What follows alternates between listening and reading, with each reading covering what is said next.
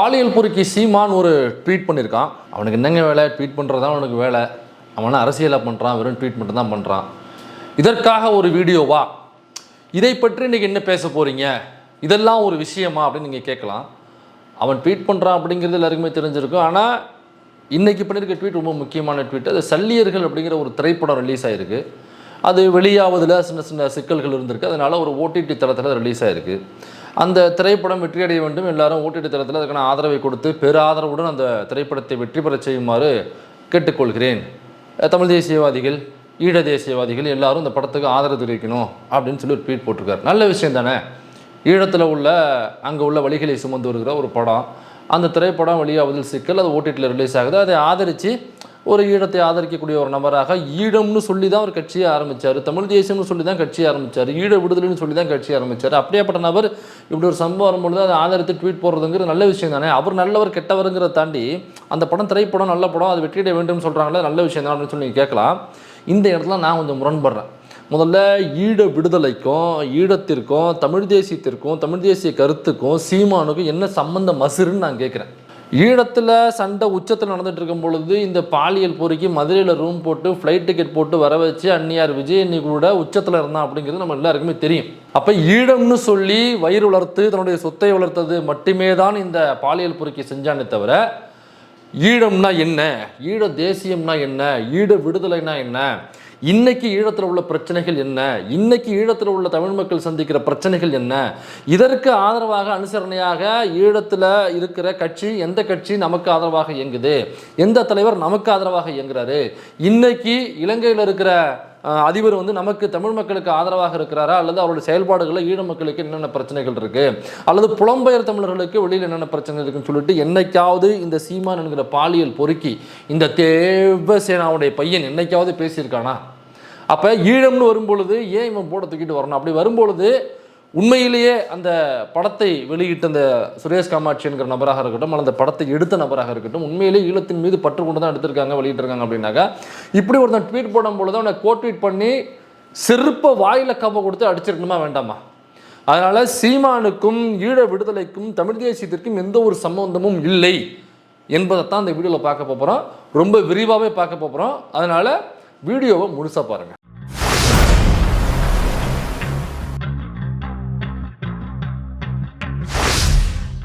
சல்லியர்கள் அப்படின்னு ஒரு திரைப்படம் வெளியாகி இருக்குது. அது ஓடிடி தளத்தில் வந்திருக்கு. எனக்கு வெளியிடுறத சில சிக்கல்னு சொல்லிட்டு அந்த படத்தினுடைய தயாரிப்பாளர் வெளியீட்டாளர் சுரேஷ் காமாட்சி, இந்த நாம் தமிழ் கட்சியில் உள்ளவர், அவர் கூட ஒரு பேட்டி கொடுத்துருந்தாரு. இந்த மாதிரி இங்கே வெளியிடுறதுல பிரச்சனை, அந்த தேட்டரில் தரமாட்டேங்கிறாங்க அப்படின்னு சொல்லியிருந்தாரு. அது என்ன சிக்கல் அப்படிங்கிறது நமக்கு தெரியல. எனக்கு அது முழுசாக விசாரித்தா தான் உண்மையிலே என்ன சிக்கல் அப்படிங்கிறது நமக்கு தெரிய வரும். வெறுமனே ஒரு ப்ரெஸ் மீட்டை பார்த்துட்டு நம்ம அதை முடிவுக்கு வர முடியாது. ஆனால் வெளியிடுறதுல இதில் சிக்கல் இருந்திருக்கு. அதனால் ஓடிடி தளத்தில் வெளியிட்டிருக்காங்க. அது பார்க்குறதும் பார்க்காதும் உங்களுடைய விருப்பம். அந்த படம் பேர் சல்லியர்கள். தேவைப்படுறவங்க நீங்கள் தேடி பார்த்துக்குங்க. அப்போ இந்த படத்தை ஒட்டி இவ்வளோ பிரச்சனைகள் இருக்குது, ஓடிடி தளத்தில் ரிலீஸ் ஆகிருக்கு அப்படிங்கிறது இந்த பாலியல் பொறுக்கி சீமான் ஒரு ட்வீட் போடுறான். இந்த மாதிரி ரிலீஸ் ஆகுது, வரப்போகுது சில சிக்கல்கள், படம் வெளியிட முடியல, அதனால் நீங்கள் எல்லோரும் ஓடிடி தளத்தில் பார்த்து இன்றைக்கி ஆதரவு தரணும் அப்படின்னு சொல்கிறான். யார் சொல்கிறான்னா சீமான் என்கிற பாலியல் பொறுக்கி சொல்கிறான். சரி, இந்த பாலியல் பொறுக்கிங்கிற மேட்டருக்குள்ள அப்புறம் வர்றேன். ஈழத்துக்கும் இவனுக்கு சம்மந்தம் இல்லை அப்படிங்கிற மேட்டர் நான் பின்னாடி வர்றேன். இப்போ நான் கேட்குறது என்னன்னாக்கா, உண்மையிலேயே சீமான் ஈழ ஆதரவு மனநிலை உள்ளவனாக இருந்திருந்தால், ஈழ விடுதலையின் மீது பற்று கொண்டவனாக இருந்திருந்தால், அமைப்பின் மீது, அங்கே உள்ள புலிகள் அமைப்பின் மீது உண்மையிலேயே பற்று கொண்டவனாக இருந்திருந்தால், அந்த ஈழத்தை வைத்து தான் நம்ம கட்சி ஆரம்பித்தான் அப்படிங்கிறது உண்மையாக இருந்தால், அந்த ஈழ தேசியத்தை வைத்து தான் நான் கட்சி ஆரம்பித்தேன் அப்படிங்கிறது உண்மையாக இருந்தால், உண்மையிலேயே வார்த்தைக்கு வார்த்தை சொல்லுவான்ல, எங்கள் அண்ணன் பிரபாகரன், எங்கள் அண்ணன் தலைவர் பிரபாகரன் சொல்லுவான்ல, அப்படியாக பிரபாகரன் அவர்கள் உண்மையிலேயே உனக்கு தலைவனாக இருந்திருந்தால், அப்போ அந்த அமைப்புக்குள்ள ஒரு போர் நடக்கும் பொழுது போர் சூழலில் கஷ்டப்படுற அல்லது அதில் பாதிக்கப்பட்ட நபர்களுடைய வாழ்க்கையை மையமாக வைத்து ஒரு உண்மை கைதையை அடிப்படையாக வைத்து அங்கு உள்ள உண்மை சூழலை, அந்த போரில் ஈடுபட்ட அல்லது அங்கு உள்ள ஈழ மக்களினுடைய வழிகளை சுமந்து ஒரு படம் வருது, அதை தமிழ்நாட்டுக்குள்ளே உள்ள திரையரங்குகள் ரிலீஸ் பண்ண மறுக்கிறாங்கன்னு உன் கட்சியில் உள்ள சுரேஷ் காமாட்சி என்கிற தயாரிப்பாளர் மாநாடு போன்ற படங்களை, மிகப்பெரிய திரைப்படங்களை தயாரித்து வெளியிட்ட அந்த சுரேஷ் காமாட்சி இந்த படத்தை வெளியிட வர்றாரு. அப்போ இந்த படத்தை வெளியிடுறதுக்கு தமிழ்நாட்டுக்குள்ள திரையரங்க உரிமையாளர்கள் அனுமதி கொடுக்க மாட்டேங்கிறாங்க, அல்லது ஏதோ பிரச்சனை பண்ணுறாங்க அப்படின்னாக்கா, சீமான் இந்நேரம் களத்தில் இறங்கிருக்கணுமா வேண்டாமா? இந்நேரம் ப்ரெஸ் மீட் கொடுத்துருக்கணுமா வேண்டாமா? இந்நேரம் கூட்டம் போட்டிருக்கணுமா வேண்டாமா? என் கட்சினாக்கா நாம் தமிழ் கட்சிக்கு அதிகமாக பொருளாதார உதவி செய்யக்கூடிய நபர் சுரேஷ் காமாட்சி. நாம் தமிழ் கட்சியிலே இருக்காப்புல நிறைய இடங்களில் நீங்கள் சீமான் நிற்கும் பொழுது சுரேஷ் காமாட்சி பின்னாடி நிற்பார். அல்லது நிறைய திரைப்படங்கள் சம்மந்தப்பட்ட ஒரு ப்ரிவியூ ஷோ வரும் பொழுதோ, ஆடியோ லான்ச் வரும் பொழுதோ, அல்லது அந்த திரைப்படம் சம்மந்தப்பட்ட வேறு ஏதாவது மீட்டிங்கள் வரும் பொழுது அதில் சீமானை கொண்டு போய் வேறு படங்களுக்கு சீமான் அந்த மேடைகளுக்கு போகிறதுக்கு காரணமும் சுரேஷ் காமாட்சி என்கிற மிகப்பெரிய தயாரிப்பாளர். அவர் அந்த கட்சி ஆதரவாளராக இருக்கார். அவர் கைகாசு போட்டு ஒரு படத்தை ரிலீஸ் பண்ணும் பொழுது அந்த படத்துக்கு இவ்வளோ பெரிய பிரச்சனை தமிழ்நாட்டில் உள்ள தேட்டரில் உரிமையாளர்னால பிரச்சனை வருதுனாக்கா அந்த தேட்டர் உரிமையாளர் சங்கத்திற்கு எதிராக ஏன் சீமான் அறிக்கையில் ஒரு வார்த்தை கூட எழுதலை? இப்போ வெளியிடறதுக்கு தேட்டர் தான் பிரச்சனையாக இருக்குது அப்படின்னாக்கா அந்த தேட்டர் உரிமையாளர்கள் சங்கம்னு ஒன்று இருக்கும்ல, கூப்பிட்டு கேட்கணுமா இல்லையா? அல்லது அவங்களுக்கு எதிராக இந்நேரம் சாட்டை துறைமுருகன் வீடியோ போட்டுருணுமா இல்லையா? அவங்களுக்கு எதிராக இடுமாவனா கரிகஞ்சி நேரம் வீடியோ போட்டுருணுமா இல்லையா? அந்த மேடையில் பேசின அந்த கெண்ட குஞ்சுகள், அந்த முண்டக்கலப்பைகள், அவங்க நேரம் இதை எதிர்த்து பேசிருக்கணுமா இல்லையா? எனக்கு அந்த கட்சிக்குள்ளே இருக்கிற எல்லோருமே சாதி மதம் கடந்து தமிழ் தேசியம், ஈழ தேசியம், ஈழ விடுதலை, புலிகள் தலைவர் பிரபாகரன் அப்படின்னு தான் பேசிட்டு இருக்கீங்க. அப்போ அதை சார்ந்து ஒரு திரைப்படம் வரும்பொழுது அவருடைய வழியை வெளில சொல்லுகிற ஒரு படம் எல்லாம் சென்சார்லாம் முடிச்சுட்டு வெளில வந்து நிற்கிதுங்க.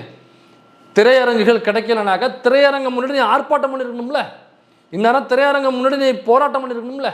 எந்த திரையரங்கம் இனிமேல் இங்கே ஓடாதுப்பா. இந்த சல்லியர்கள் படம் ஓடினா தான் இந்த திரையரங்கம் ஓடணும். எப்போ பஸ்ஸாக போய் ஸ்டிக்கர் ஒட்டுறியா இல்லையா? அங்கே கொண்டை ஊசி வளைவில் போய் பிச்சுட்டு உன்னுடைய ஃப்ளெக்ஸ் ஓட்ட தெரியுதா இல்லையா? அப்படி இருக்கிற நீ ஏன் தேட்டருக்கு போக மாட்டேங்கிற? ஏன் நாம் தமிழர் கட்சியில் நேற்று நைட்டே எல்லாரும் ரிசைன்மெண்ட் போயிட்டாங்களா? ஐயோ இந்த மனோஜ் போட்டு அடிக்கிற அடி தாங்க முடியல, அதனால் எல்லாருமே கட்சி விட்டு வெளில போகணும்னு ஓட்டாங்களா? இல்லை. அப்போ எங்கே பார்த்தாலும் போய் தமிழ்நாடுன்னு ஸ்டிக்கர் ஓட்டுறதுலேருந்து இப்படி விளம்பரம் தெரியல, கூட்டம் போட்டுட்டு தானே இருக்க.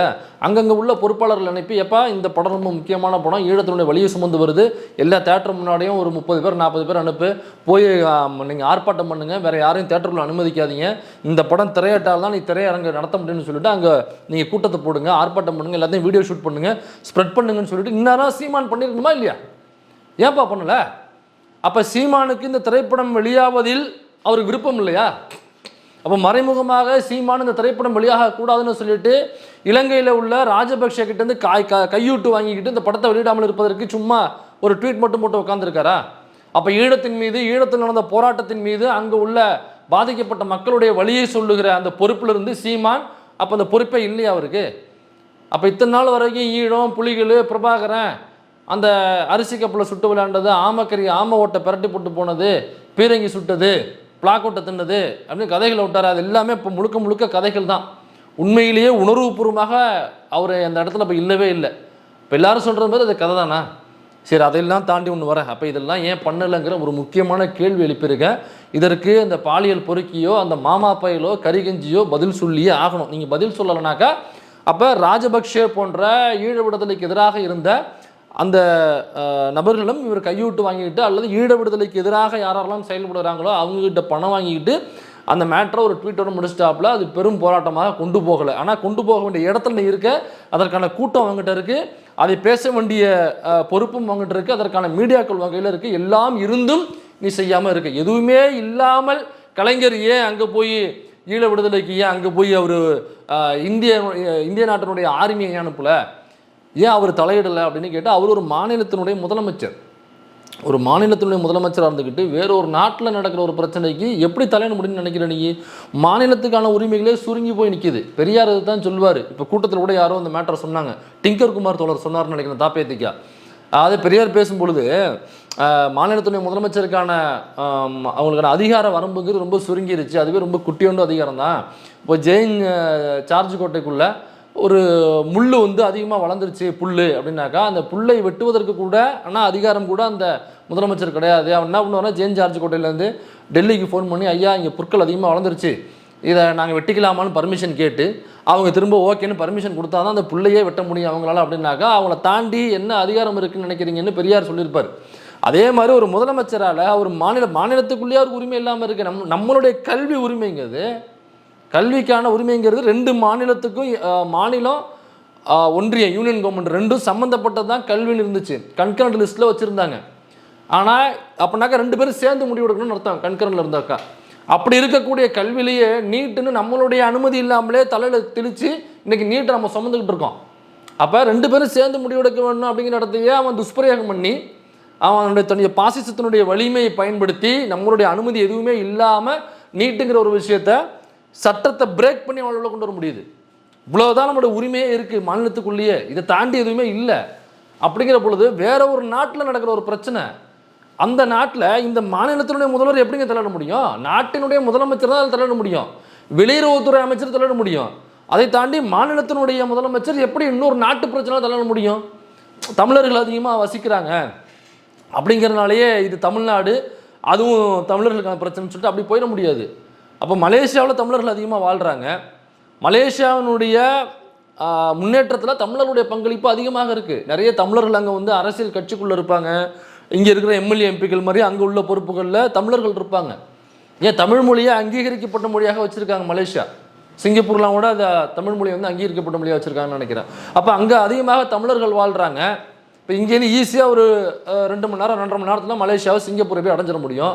இப்போ மலேசியா சிங்கப்பூரில் தமிழர்களுக்கு ஒரு பிரச்சனை அப்படின்னாக்கா தமிழ்நாடு ஏன் தலையிட மாட்டேங்குது அப்படின்னு கேட்க முடியுமா? முடியாதுல்ல.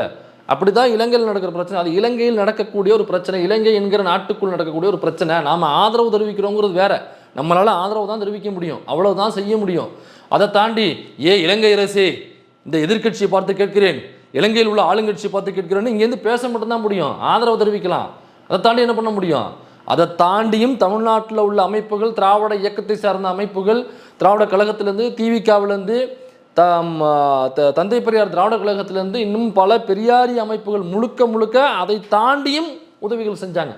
ஏன் நேரடியாக துப்பாக்கியை பிடிச்சி களத்தில் போய் நின்று சண்டை போட்டாங்க. ஈழத்துக்கு ஆதரவாக, புலிகளுக்கு ஆதரவாக துப்பாக்கி நின்று புலிகள் அமைப்பில் சேர்ந்தவங்க, தமிழ்நாட்டிலேருந்து போய் சேர்ந்தவங்க இருக்காங்க. இவ்வளவு வேலைகள் நம்ம செஞ்சுருக்கோம். ஆனால் அப்போ தமிழ்நாட்டோட முதலமைச்சர்னாக்கா என்ன செய்ய முடியுமோ அதில் தான் பண்ண முடியும். அப்படி இருக்கும் பொழுது ஆனால் உனக்கு இப்போ இருக்கிற இந்த கூட்டத்தை வச்சு, மாஸை வச்சு, ஒரு மாஸ் மீடியாவை வச்சுக்கிட்டு கண்டிப்பாக சல்லியர்கள் படத்தை ஏன் திரையரங்கில் நீங்கள் திரையிட மறுக்கிறீங்கன்னு சொல்லிட்டு அதற்கு எதிராக சீமானால் கண்டிப்பாக ஆர்ப்பாட்டம் போராட்டம் பண்ண முடியும். அவர்களுக்கு இருக்கிற அந்த மீடியா மாஸை வச்சுட்டு கண்டிப்பாக ப்ரெஸ் மீட் பண்ணி, இந்த தியேட்டர் உரிமையாளர்கள் சங்கம் இருக்குல்ல, அந்த தலைவரை கூப்பிட்டு கண்டித்து கண்டனார்ப்பணம் பண்ண முடியும். அப்போ அது மக்கள் மத்தியில் கொண்டு சேர்க்க முடியும். அப்போ அதை ஏன் சீமான் செய்யலை? அப்போ வெளியிடுறதுல வேறு ஏதாவது பிரச்சனையா?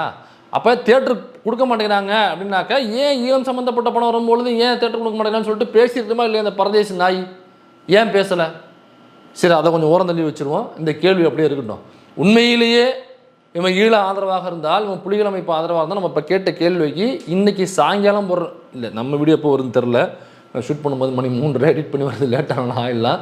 ஒருவேளை இன்றைக்கி பதில் கொடுக்க முடியலனாங்க நாளைக்கு வீடியோவில் மாமா பையன் பதில் கொடுக்கணும். அப்படி இல்லை, அவங்களுடைய சார்பாக வேறு யாராவது பதில் கொடுத்தா கூட ஓகே தான். இப்போ இன்னொரு விஷயம் என்னன்னாக்கா, இந்த பரதேசி, இந்த பாலியல் பொறுக்கி இந்த படத்துக்கு ஆதரவாக இவன் ஏன் முதல்ல ட்வீட் போடுறான்? இவனுக்கும் ஈழ விடுதலைக்கும் என்ன சம்மந்தம்? இவனுக்கும் புலிகள் அமைப்பிற்கும் முதல்ல என்ன சம்மந்தம்? போனா 2 நாளாக நம்ம பார்த்துருக்கான், ஒரு 15 நிமிடமோ 13 நிமிடமோ பார்த்ததாக சொல்கிறாங்க, அவ்வளோதான். அதுக்கு தாண்டி ஈழ விடுதலைக்கோ, ஈழத்தில் உள்ள அமைப்புகளுக்கோ, ஈழத்துக்கோ, தமிழ் தேசிய கருத்தியலுக்கோ, தமிழ் தேசிய விடுதலைக்கோ, சீமானுக்கோ என்ன சம்மந்தம் இருக்குது? ஒரு சம்பந்தம் மசுரும் கிடையாது, ஒரு சம்பந்த புண்ணாக்கும் கிடையாது. அப்போ அப்படி இருக்கும் பொழுது இப்படியாப்பட்ட ஒரு படம் வருதுனாக்கா இவன் எதுக்கு இதை கோட் பண்ணி எனக்கு இவர் கிரெடிட் எடுத்துக்கிறாராம்? இப்படி ஒரு படம் வருது, இந்த படத்துக்கு ஒரு பிரச்சனை, அதனால் ஒரு ட்வீட் போட்டு கிரெடிட்டை மட்டும் எடுத்துகிட்டு ஓடிடுது. அப்போ கிரெடிட் எடுக்கணும்னு நினைக்கிறேன் நீ, அப்போ கிரெடிட் எடுக்கணும்னு நினைக்கிறேன் நீ என்ன பண்ணணும்னா உண்மையிலேயே கிரெடிட் எடுத்துக்க, வேலை செஞ்சுட்டு எடுத்துக்க, களத்தில் இறங்கி ஆர்ப்பாட்டம் போராட்டம் பண்ணு, தேட்டருக்குள்ளே ஆள் விடாத, தேட்டர் மறியல் பண்ணு, தேட்டருக்காரன்ட்ட போய் உட்காந்து பேசு, இல்லை தேட்டர் உரிமையாளர் சங்கத்திட்டு பேசு. அப்படி எதுவுமே இல்லாமல் ஒரு ட்வீட் மட்டும் போட்டால் இவர் வந்து ஈழ ஆதரவாளர், இவர் வந்து ஈழ தேசியவாதி, இவர் அங்கே அமைப்புக்கு ஆதரவாக இருந்தவர், இவர் தமிழ் தேசியவாதி, இவர் பெரிய புடுங்கி, இவர் பெரிய புண்ணாக்கு, இவர் பெரிய வெள்ளரி பிஞ்சி, அதனால இவர் வந்து இப்படி ஒரு படத்துக்கு பிரச்சனை வரும் பொழுது இவர் அப்படியே நெஞ்சு நிமித்திக்கிட்டு வந்து ஒரு ட்வீட்டை மட்டும் போட்டு ஓடிடுவார். இவர் உடனே மக்கள்லாம் இவர் வந்து ஈழ ஆதரவாளருங்க, இவர் ஈழத்துக்காக பேசுகிறவருங்க, இவர் வந்து ஈழத்துக்காக அப்படியே புடுங்கி புண்ணாக்கெல்லாம் நட்டு தள்ளி விட்டாருங்க அப்படின்னு நம்பிடுவாங்களாம். அப்போ இப்படியாப்பட்ட ஒருத்தவன் இந்த படத்துக்கு ஒரு பதிவு போடும் பொழுது அப்போ அந்த சம்மந்தப்பட்ட படத்துக்கு சம்மந்தப்பட்ட நபர்கள் இருக்காங்கல்ல, அவங்க ஏன் வாய மூடிக்கிட்டு இருக்காங்க? ஏன் வாய மூடிட்டு இருக்காங்க? பேசணுமா இல்லை? ஏங்க இப்போ சுரேஷ் காமாட்சி சொல்லலாம், நான் வந்து சீமானை சொல்லி ட்வீட் போட சொல்லவே இல்லைங்க, அல்ல இந்த படத்துக்கு ப்ரமோஷனுக்காக வந்து ஒரு ஷோ பார்த்துட்டு ஒரு ப்ரெஸ் மீட்டு கொடுங்கண்ணே அப்படின்னு நான் வந்து சீமான்கிட்ட கேட்கவே இல்லையே, நான் அப்படி பண்ணவும் இல்லையே, அவருடைய விருப்பத்தின் பேரில் போடுறாருங்க, அது நாங்கள் என்ன பண்ண அப்படின்னு சொல்லிட்டு சுரேஷ் காமாட்சி கேட்கலாம். அதே சுரேஷ் காமாட்சிகிட்ட கேட்குறேன், இந்த படத்துக்கு இவன் ஆதரவு தெரிவிப்பதன் மூலமாக மக்கள் என்ன தெரியுமா நினைப்பாங்க? அப்போ இந்த படம் வந்து சீமான் சொல்கிற கதை போல் ஒரு கதை போல் இருக்குது. ஒரு ஆமை ஓட்டை பிரட்டி போட்ட ஒரு கதையை விட்டான்ல, ஓலா கேப் ஓட்டினாலும் அந்த மாதிரி ஒரு ஓலா கேப் போல் இருக்குது இந்த சல்லியர்கள்ங்கிற கதை. அப்போ சீமான் வந்து இந்த 74 துப்பாக்கி அரிசி கப்பல்லாம் சொல்லி ஒரு ஓலா கேப் ஓட்டினாலும் அந்த மாதிரி ஒரு ஓலா கேப் போல் இருக்குது இது சல்லியர்கள்ங்கிற படம். அப்போ அது உண்மை சம்பவத்தை அடிப்படையாக கொண்டு அங்கு உண்மையிலேயே களத்தில் நின்று போராடி பாதிக்கப்பட்டவர்களுடைய வழியை சுமந்து ஒரு திரைப்படமோ கிடையாது. அப்போ இது சீமான் ஓட்டுற ஓலா கேப்பு மாதிரி ஒரு ஓலா கேப்பு, இதில் எந்த உண்மையும் வரலாறும் இருக்க வாய்ப்பு இல்லை. சும்மா பணம் சம்பாதிக்கிறதுக்காக அந்த ஈழம்ங்கிற உணர்வை வச்சுக்கிட்டு சும்மா அந்த படத்தை கொண்டு போய் அங்கே ஷூட் பண்ணிட்டு வந்து போட்டு காமிச்சாங்க. ஈழ உணர்வில் உள்ளவங்களுடைய காசை வந்து இவங்க ஆட்டையை போடுறதுக்காக இப்படி ஒரு கதையை கொண்டு வந்து சீமான் மாதிரி நம்ம காதில் தோல் மேலே ஏறி காதுகளுக்குள் ஓலா கேப்பை ஓட்ட வந்திருக்காங்கன்னு மக்கள் நினைப்பாங்களா இல்லையா? அப்போ மக்கள் நினைப்பாங்கன்னாக்கா நீங்கள் சொல்லாமல் கூட ஒரு ட்வீட் போட்டதாக கூட இருக்கட்டும், ஆனால் இப்படியாப்பட்ட ஒரு சல்லிப்பையை, இப்படியாப்பட்ட ஒரு ஆர்எஸ்எஸ்க்கு நேரடி வேலை பார்க்குற, மறைமுகமாக வேலை பார்த்தது வேற. நம்ம மறைமுகமாக வேலை பார்க்கும் பொழுதே நம்ம போட்டு அட்டாக் பண்ணோம். அதுக்கப்புறம் சங்கி என்றால் சக நண்பங்கிறது நகர்ந்தான். அப்படியே கொஞ்சம் கொஞ்சமாக நகர்ந்து எங்கே வந்துட்டான்னாக்கா இன்றைக்கி நேரடியாக விஜில் என்கிற ஒரு ஆர்எஸ்எஸ் அமைப்பினுடைய மூமெண்ட்டு, அந்த அமைப்பினுடைய மேடையில் ஏறி பேசுகிற, நேரடியாக மேடையில் ஏறி பேசுகிற அளவுக்கு வந்துட்டான். நேரடி சங்கி நான் அப்படின்னு டிக்ளேர் பண்ணிட்டான். அப்போ இப்படியாப்பட்ட ஒரு நேரடி சங்கியாக மாறின ஒருத்தவன் இந்த படத்துக்கு ஆதரவு தெரிவிக்கிறான்னா அப்போ இது எதாவது சங்கி படம் போல் இருக்கு. இது ஈழத்தை வச்சு ஈழத்துக்கு எதிரான கருத்துக்களை நம்ம மண்டையில் திணிக்கக்கூடிய ஒரு சங்கி படம். அதனால தான் இந்த சங்கி படத்துக்கு இந்த சங்கி வந்து ஆதரவு தெரிவிக்கிறான். விஜில்ங்கிற ஆர்எஸ்எஸ் மேடையில் ஏறின ஒருத்தவங்க அவன் எப்படி இதுக்கப்புறம் தமிழ் தேசியவாதி ஈழ தேசியவாதி நீங்கள் எப்படி நம்புறீங்க? நீங்கள் எப்படி இன்னமும் கூட இருக்கீங்க அவங்க கூட? எனக்கு விஜில்ங்கிற அமைப்பு இருக்குல்ல, இவர் சுரேஷ் காமாட்சி சொல்லலாம் இல்லைங்க அவன் வந்து ஏமாத்துக்கிறப்பல இருக்கலாம். நான் உண்மையிலேயே ஈழ ஆதரவாளர், நான் வந்து புலிகள் அமைப்புக்கு ஆதரவாளர். அதனால் நான் வந்து அந்த ஆர்வத்தின் பேரில் தாங்க நான் உள்ளே இருக்கேன். அவன் லூசு பயிலாக இருக்கேன், ஏதாவது கதை விடலாம், நான் அந்த ஆர்வத்தின் அடிப்படையில் இந்த படத்தை வாங்கி ரிலீஸ் பண்ணுறேன், நான் ட்வீட் போட சொல்லலைங்க அப்படின்னு சொல்லலாம். ஆனால் அந்த விஜில்ங்கிற அமைப்பு எப்படியாப்பட்ட அமைப்பு தெரியுமா? ஈழ போராட்டம் என்பது உச்சகட்டத்தில் இருக்கும் பொழுது ஐயா பொழிலனவர்கள்லாம் ரோட்டில் இறங்கி ஆர்ப்பாட்டம் போராட்டம்னு சொல்லிட்டு ஈழத்துக்கு ஆதரவான போராட்டங்களை முன்னெடுக்கும் பொழுது அவர்களுடைய போராட்டத்திற்கு எதிராக, ஈழ விடுதலைக்கு எதிராக, புலிகள் அமைப்பிற்கு எதிராக போராட்டம் பண்ண அமைப்பு தான் விஜில் அமைப்பு.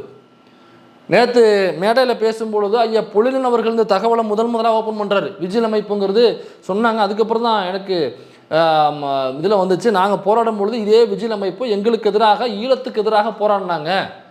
ஆனால் அதுக்கப்புறம் அந்த விஜில்ங்கிற அமைப்பு வந்து சைலண்ட் ஆகிருச்சு, திரும்ப அது இப்போ தான் வெளியில் வந்திருக்கு அப்படிங்கிற தகவலை அவர் தான் நேற்று சொல்கிறார். அப்போ ஈழத்துக்கு எதிராக போராட்டம் நடத்திய, புலிகள் அமைப்பிற்கு எதிராக போராட்டம் நடத்திய, ஈழ விடுதலைக்கு எதிராக போராட்டம் நடத்திய விஜில் என்கிற ஆர்எஸ் அமைப்பினுடைய மேடலில் போய் சீமான் பேசிட்டு வந்து அவன் உங்கள் படத்தை ப்ரமோட் பண்ணுறேன்னு ட்வீட் போட்டானாக்கா நாங்கள் எப்படி இந்த படத்தை எப்படி நம்புவோம், உங்களை எப்படி நம்புவோம்? பஸ்ஸு மக்கள் எப்படி முதல்ல உங்களை நம்புவாங்க? இப்போ மக்கள் என்ன நினைப்பாங்கன்னா விஜில்ங்கிற ஆர்எஸ்எஸ் அமைப்பு ஈழத்துக்கு எதிரான ஒரு அமைப்பு, ஈழ விடுதலைக்கு எதிரான அமைப்பு, புலிகள் அமைப்பிற்கு எதிரான ஒரு அமைப்பு, இதுக்கெல்லாம் எதிராக போராட்டம் பண்ணிய ஒரு அமைப்பு. அப்போ அந்த ஆர்எஸ்எஸ் அமைப்பு என்னன்னாக்கா இங்கே உள்ள தமிழ்நாட்டு மாணவர்களுக்கு எதிராக, மாணவர்கள்லாம் படிக்கக்கூடாது, தமிழ்நாட்டு மாணவர்கள் பார்ப்பனர் அல்லாதவர்களாம் அப்படின்னு சொல்லியே நீட்டை கொண்டு வந்த ஒரு ஆர்எஸ்எஸ். அது மட்டும் இல்லாமல் நம்ம மக்களுக்கு எதிராக ஒவ்வொரு சட்டமும் பார்ப்பனர் அல்லாதவர்களுக்கு எதிரான சட்டமாக தேடி தேடி கொண்டு வர ஒரு அமைப்பு. பார்ப்பனர்களுக்கு நலன் பயக்கக்கூடிய இடபிள்யூஎஸை கொண்டு வரும், பார்ப்பனர் அல்லாதவர்களுக்கு நலன் பயக்கக்கூடிய ஓபிசி ரிசர்வேஷன், எஸ்சி/எஸ்டி ரிசர்வேஷன், அதெல்லாம் ஐஐடி போன்ற நிறுவனங்களில், ஐஏஎம் போன்ற நிறுவனங்களில் எதுலேயுமே சரியாக செயல்படுத்தாத ஒரு அமைப்பு ஆர்எஸ்எஸ் அமைப்பு. அப்போ ஒட்டுமொத்தமாக பார்ப்பனர் அல்லாதவர்களுக்கு எதிராக இயங்கக்கூடிய ஒரு அமைப்பு. அவர்களுடைய கல்வி, அவருடைய வாழ்க்கையில், அவருடைய வேலை வாய்ப்பில் மண்ணள்ளி போடுற ஒரு அமைப்பு. அனைத்து சாதியும் அர்ச்சகராகலாம், எல்லாரும் சமண்டா வாடா கோயிலுக்குள்ளே போகலாம் அப்படின்னு சொன்னோம்னாக்கா அதற்கு எதிராக கேஸ் போட்டு அதற்கு எதிராக இயங்கக்கூடிய அனைவரும் சமம் இல்லை, பாப்பான் தான் வசந்த சாதி, பார்ப்பனர் அல்லாதவர்கள்லாம் கீழ் சாதி, சூத்திரன்னாக்கா அவன் வந்து தேவசேனாவின் மகன் அப்படின்னு சொல்லுகிற ஒரு அமைப்பு. இந்த மேடையில் போய் ஒருத்தன் பேசிட்டு வர்றான். அந்த மேடையில் பேசிட்டு அப்படியே அவங்க படத்துக்கு ப்ரமோஷன் பண்ணுறாங்க. மக்கள் என்ன நினைப்பாங்கனாக்கா அப்போ இந்த படத்தில் சம்மந்தப்பட்டவங்க அல்லது இப்போ சுரேஷ் காமாட்சி அல்லது இந்த படம் தமிழ்நாட்டு மக்களுக்கு எதிரானது, அப்போ இதில் சம்மந்தப்பட்டவங்கலாம் தமிழ்நாட்டு மக்களுக்கு எதிரானவங்க, இதில் உள்ளவங்க எல்லாமே ஆர்எஸ்எஸ் அமைப்பிற்கு மறைமுகமாகவோ நேரடியாகவோ ஆதரவு தெரிவிப்பவங்க. அப்போ இவங்க எல்லாமே சீமான் என்னென்ன வேலைகள் செய்கிறானோ அதற்கு மறைமுகமாகவோ நேரடியாகவோ பணம் கொடுத்து ஏதோ துணை போகிற ஒருவர்கள் தானே தவிர தமிழ்நாட்டு மக்களின் மீது எந்த நலனும் இவர்களுக்கு கிடையாது. அப்போ தமிழ்நாட்டு மாணவர்கள் மீது இவர்களுக்கு எந்த நலனும் கிடையாது. தமிழ்நாட்டில் உள்ள பார்ப்பனர் அல்லாத மக்கள் மீது எந்த ஒரு நலனும் இல்லாத ஒருவர் தான் அல்லது அந்த குழு தான் இந்த படத்தை எடுத்திருக்கு. அதனால தான் இவன் ஆதரவு தெரிவிக்கிறான். அப்படி ஆதரவு தெரிவிச்சதுக்கு அப்புறமா இவங்க சொல்லாமல் அவனை ஆதரவு தெரிவிச்சா கூட ஐயோ இவன் ஆதரவு தெரிவிச்சாக்கா நம்ம படம் காலி ஆகிடுமே. இப்போ எச் ராஜா இருக்காப்புல, ஏதோ ஒரு படத்துக்கு ஒரு சுமாரான படங்க, அந்த விஜய் படம் ஒன்று முன்னாடி வந்துச்சு, இது மெர்சல்னு நினைக்கிறேன், ஏதோ ஒரு படம் ஒன்று வந்துச்சு. அது என்னன்னாக்கா அந்த படம் ரொம்ப சுமாரான படம். அது அந்த படத்துக்கு எச் ராஜா வந்து வாலண்டராக எதிராக பேசினாப்புல எல்லாருமே பார்க்க ஆரம்பிச்சிட்டாங்க. அப்போ விஜய் வந்து நேரடி ஆர்எஸ்எஸ் சங்கியாக வெளியில் வரல. அப்படின்னாக்கா இவர் ஏதோ ஒரு விஜய் படம் வரும், ஜோசப் விஜய்னு போய் பேசுவாப்புல, எல்லாரும் ஆதரவு தெரிவிச்சுருவாங்க இந்த படத்துக்கு, அந்த படத்தை ஹிட் ஆக்கி விட்டுருவாங்க. அப்போ அப்படியாகப்பட்ட ஒரு படமாக அப்போ எச் ராஜா ஒரு படத்துக்கு எதிராக பேசினா தமிழ்நாட்டில் படம் ஓடும். எச் ராஜா போய் ஆதரவு தெரிவித்து எச் ராஜாவே நடித்தாப்புலையே ஒரு மூத்த நடிகர் எச் ராஜா அவர்கள் கந்தன் மலைங்கிற படத்தில் நடித்தாப்புல, அது யூடியூப்பில் தான் ரிலீஸ் ஆச்சு. அது யூடியூப்பில் ரிலீஸ் ஆகி யூடியூப்லேயுமே ஓடலை. அப்போ யூடியூப்லேயுமே ஓடாமல் அப்புறம் கியூஆர் கோடை போட்டு ஐயா சாமி உங்களால் என்ன தெரியுது தர்மம் பண்ணுங்கய்யான்னு சொல்லிட்டு எப்படி எச் ராஜா வகைராக்கள் கோயிலுக்குள்ளே பிச்சை எடுப்பாங்களோ அதேமாதிரி எச் ராஜா டிஜிட்டலில் பிச்சை எடுத்துருந்தாப்புல. அப்படியாப்பட்ட படம் தான் கந்தன் மலை. எச் ராஜா எந்த படத்துக்கு ஆதரவு தெரிவிக்கிறாப்புலையோ அது தமிழ்நாட்டுக்குள்ளே ஓடாது. எச் ராஜா எந்த படத்துக்கு எதிர்ப்பு தெரிவிக்கிறாப்புலையோ அந்த படம் தமிழ்நாட்டில் ஓடும். அப்படியாக சீமானும் ஒரு எச் ராஜா தமிழ்நாட்டில். அப்போ சீமான் வந்து இந்த படத்துக்கு ஆதரவு தெரிவிச்சானாக்கா அந்த படம் எப்படி ஓடும்? ஏன்னாக்கா சீமான் இங்கே உள்ள பார்ப்பனர் அல்லாத மாணவர்களுக்கு இளைஞர்களுக்கு எதிரானவர். அவர் இங்கே உள்ள ஆர்எஸ்எஸ் அமைப்பு ஏதாவது மதக்கலவரத்தை தூண்டக்கூடிய ஜாதி கலவரத்தை தூண்டக்கூடிய ஆர்எஸ்எஸ் அமைப்பினுடைய மேடல் ஏறிட்டு வந்திருக்காப்புல. இவர் ஈழத்துக்கு எதிராக ஒரு ஆள், சும்மா ஓலா கேப்பை மட்டுமே ஓட்டக்கூடிய ஒரு ஆள். இப்படியாப்பட்ட ஒரு ஆள் உங்கள் படத்தை ப்ரமோட் பண்ணுறானாக்கா அந்த படம் மோசமான படம்னு நினைக்க மாட்டாங்களா மக்கள்? அப்போ ஒருவேளை நீங்கள் சொல்லாமல் ஒரு ட்வீட் போட்டதால இருக்கட்டும், அப்போ நீங்கள் என்ன பண்ணுவோம்னாக்கா அவனோட ட்வீட்டை ட்வீட் பண்ணி இந்த பாலியல் பொறுக்கிக்கும் இந்த படத்திற்கும் இந்த படக்குழுவுக்கும் எந்த சம்மந்தமும் இல்லை அப்படின்னு எப்படியெல்லாம் யாராவது ஒருத்தர் சாகும் பொழுது அவரை பற்றி ஒரு டெம்ப்ளேட் ஒன்று போடுவாங்க. அது உண்மை இல்லை, அது இறந்தவங்களே எழுதுனது மாதிரி கிண்டல் பண்ணி போடுவாங்கல்ல. அதாவது எனக்கும் சீமானுக்கு எந்த சம்மந்தமும் இல்லை அப்படின்னு கீழே போட்டு அந்த இறந்து போன தலைவருடைய பேரை போடுவாங்க. ஏன்னாக்கா யாராவது இறந்து போட்டாக்க உடனே வந்து கதை விடுவாங்கல்ல இவன். அந்த மாதிரி நீங்கள் என்ன பண்ணுவோம்னாக்கா இப்படி ஒரு ட்வீட்டை போட்டான்னாக்கா ஐயோ தமிழ்நாட்டு மக்கள் இந்த பாலியல் பொறுக்கியோடு சேர்த்து என்னையும் பாலியல் பொறுக்கியில் நினச்சிருவாங்க. அப்போ இவன் வந்து எப்படி ஈழத்துக்கு எதிராக இருக்கிறானோ, எப்படி கதைகளை அள்ளி விடுறானோ, எப்படி இந்த தமிழ்நாட்டில் உள்ள பார்ப்பனர் அல்லாத மக்களுக்கு எதிராக ஆர்எஸ்எஸ் பிஜேபி கொண்டார் ஒரு திட்டத்தையும் மறைமுகமாக ஆதரித்து பேசுகிறானோ அந்த கும்பலில் என்னை கொண்டு சேர்த்துருவாங்களா, என் படத்தை கொண்டு சேர்த்துருவாங்களா, என் படத்துக்கு எப்படி வருமானம் வரும்னு பயந்துக்கிட்டு நீங்கள் என்ன பண்ணுவோம்னாக்கா கோட்வீட் பண்ணி இந்த திரைப்படத்திற்கும் திரைப்பட குழுவிற்கும் இந்த தயாரிப்பு நிறுவனத்திற்கும் இயக்குனர் சார்ந்த மற்ற குழுவினருக்கும் இந்த சீமானுக்கும் அல்லது இந்த பாலியல் பொறுக்கிக்கும் பிராக்கெட்டில் போடுங்க, சீமான் பாலியல் பொறுக்கின்னு போடுங்க, பாலியல் பொறுக்கிக்கும் எந்த தொடர்பும் இல்லை அப்படின்னு போட்டால் தமிழ்நாட்டுக்குள்ள உங்கள் படத்தை ஓகே இது நல்ல படம்பா இவர் போட்டிருக்காருனாக்கா தொடர்பு இல்லைன்னு சொல்லிட்டாப்புல, அதனால் படம் நல்ல படமாக தான் இருக்கும். இவன் கிரிக்கெட்டருக்கு வந்திருக்கான், திருட வந்திருக்கான், அதுலேருந்து அவர் சுதாரிச்சிட்டாப்புல உண்மையிலேயே அவர் நல்ல மனுஷனாக இருப்பார் போல் இருக்கு அப்படின்னு உங்கள் படம் ஓடுமே தவிர நீங்கள் இந்த மாதிரி கமுக்கமாக ஃபோன் பண்ணி ட்வீட் போட சொன்னாலோ அல்லது நீங்கள் ஃபோன் பண்ணி சொல்லாமலே ஒரு ட்வீட் போட்டிருந்தாலுமே நீங்கள் அதை மறுத்து கோட்டுக்கு போடாமல் இருந்தாலும் மக்கள் வந்து இப்படி தான் நினைப்பாங்க. என்னன்னாக்கா நிறைய திரைப்படங்கள் எடுக்கிறவங்க இப்போ என்ன பண்ணுறாங்கன்னா இந்த சீமானை கொண்டு போய் ப்ரிவியூ ஷோ காமிக்கிறேன்னு, அந்த படம் நல்ல படமாக இருக்கும், ஆனால் இவங்க ப்ரிவியூ ஷோ காமிக்கிறேன்னு ப்ரிவியூ போட்டு வெளியில் வந்து அவர் ஒரு ப்ரெஸ் மீட் தருவாப்புல. அந்த படம் முழுக்க சீமானுடைய கருத்துக்களுக்கு எதிராக இருக்கும், அது ஒரு சமூக நீதியை பேசுகிற படமாக இருக்கும், அது ஒரு பெண்ணுரிமையை பேசுகிற படமாக இருக்கும், அது பாலியல் குற்றத்துக்கு எதிரான ஒரு திரைப்படமாக இருக்கும், அது குழந்தைகளுடைய பாலியல் சீண்டலுக்கு எதிரான படமாக இருக்கும். இவெல்லாம் அதை ஆதரிக்கக்கூடிய பையன், ஆளை பார்த்தாலும் அப்படியேப்பட்ட ஒரு பையனாக தான் இருப்பான். ஏற்கனவே 7 முறை கறிக்கலப்பு செஞ்சுருக்கான், அது நிறைய பாலியல் குற்றச்சாட்டுகள் இருக்குது. நான் வந்து டிரைவர் மேட்டர் மட்டும்தான் உங்களுக்கு சொல்லியிருக்கேன், டிரைவர் கதை மட்டும்தான், நிறைய கதைகள் இருக்குது. அதே மாதிரி பால் பாக்கெட்டு போடுற ஒரு கதை இருக்குது, அப்புறம் பேப்பர் போடுற ஒரு கதை இருக்குது, இன்னும் நிறைய கதை. இதுவுமே கதை சீமான் சொல்லுகிறது போன்று ஏதோ ஓலா கேபிள் கிடையாது. நான் வேணா உங்களுக்கு ஒரு ஹிண்ட் மட்டும் இப்போ போடுறேன், இதற்கான முழு கதையை நான் உங்களுக்கு அடுத்த மீட்டிங் எப்போ நமக்கு வாய்ப்பு கிடைக்குன்னு தெரியல பேசுகிறதுக்கு, அடுத்த மீட்டிங் வாய்ப்பு கிடைக்கும் பொழுது அதில் முழுசாக சொல்கிறேன். இப்போ ஹிண்ட்டு மட்டும் போடுறேன், இந்த ஹிண்ட்டு மட்டும் சீமானுக்கு போய் சேர்ந்தா போதும், அவருக்கு மட்டும் இது புரிஞ்சால் போதும். ரூவண்ணாவில் ஆரம்பிக்கிற பேர் இன்னில் முடியும், ரூவண்ணாவில் ஆரம்பித்து இன்னில் முடியும், நடுவில் ஒரே ஒரு எழுத்து இருக்குது, ஒரே ஒரு டேஷ் போட்டுங்க, அவர் பேர் எனக்கு தெரியாது, நீங்கள் தான் கண்டுபிடிச்சிக்கணும். அப்புறம் குற்றாலம் ரூம், இவ்வளோ தான் நான் சொல்லுவேன். இது அண்ணனுக்கு புரிஞ்சுருந்தானே, புரியுதா? புரியாமல் இப்படி இருக்கும். அடுத்த மீட்டிங்கில் இந்த சுவாரஸ்யமான கதைகளை உங்களுக்கு சொல்ல இன்னொரு ஹிண்ட் தரேன். இது இன்னொரு ஒரு ஸ்டோரி. இது என்னன்னாக்கா அதாவது ஒரு கட்சிங்க, அந்த கட்சியில் உள்ள ஒரு பொறுப்பாளருங்க. சரி, அந்த பொறுப்பாளருக்கு திருமணம் ஆகுதுங்க, ஒரு பெண், அவங்களுக்கு திருமணம் ஆகுது. ஒரு மலை பிரதேசத்தில் அவங்களுடைய கட்டிக்கிட்டவர் இருக்கார். அங்கே போகிறாங்க. 2 நாட்கள் மட்டும்தாங்க கட்டின புருஷனோடு இருக்காங்க.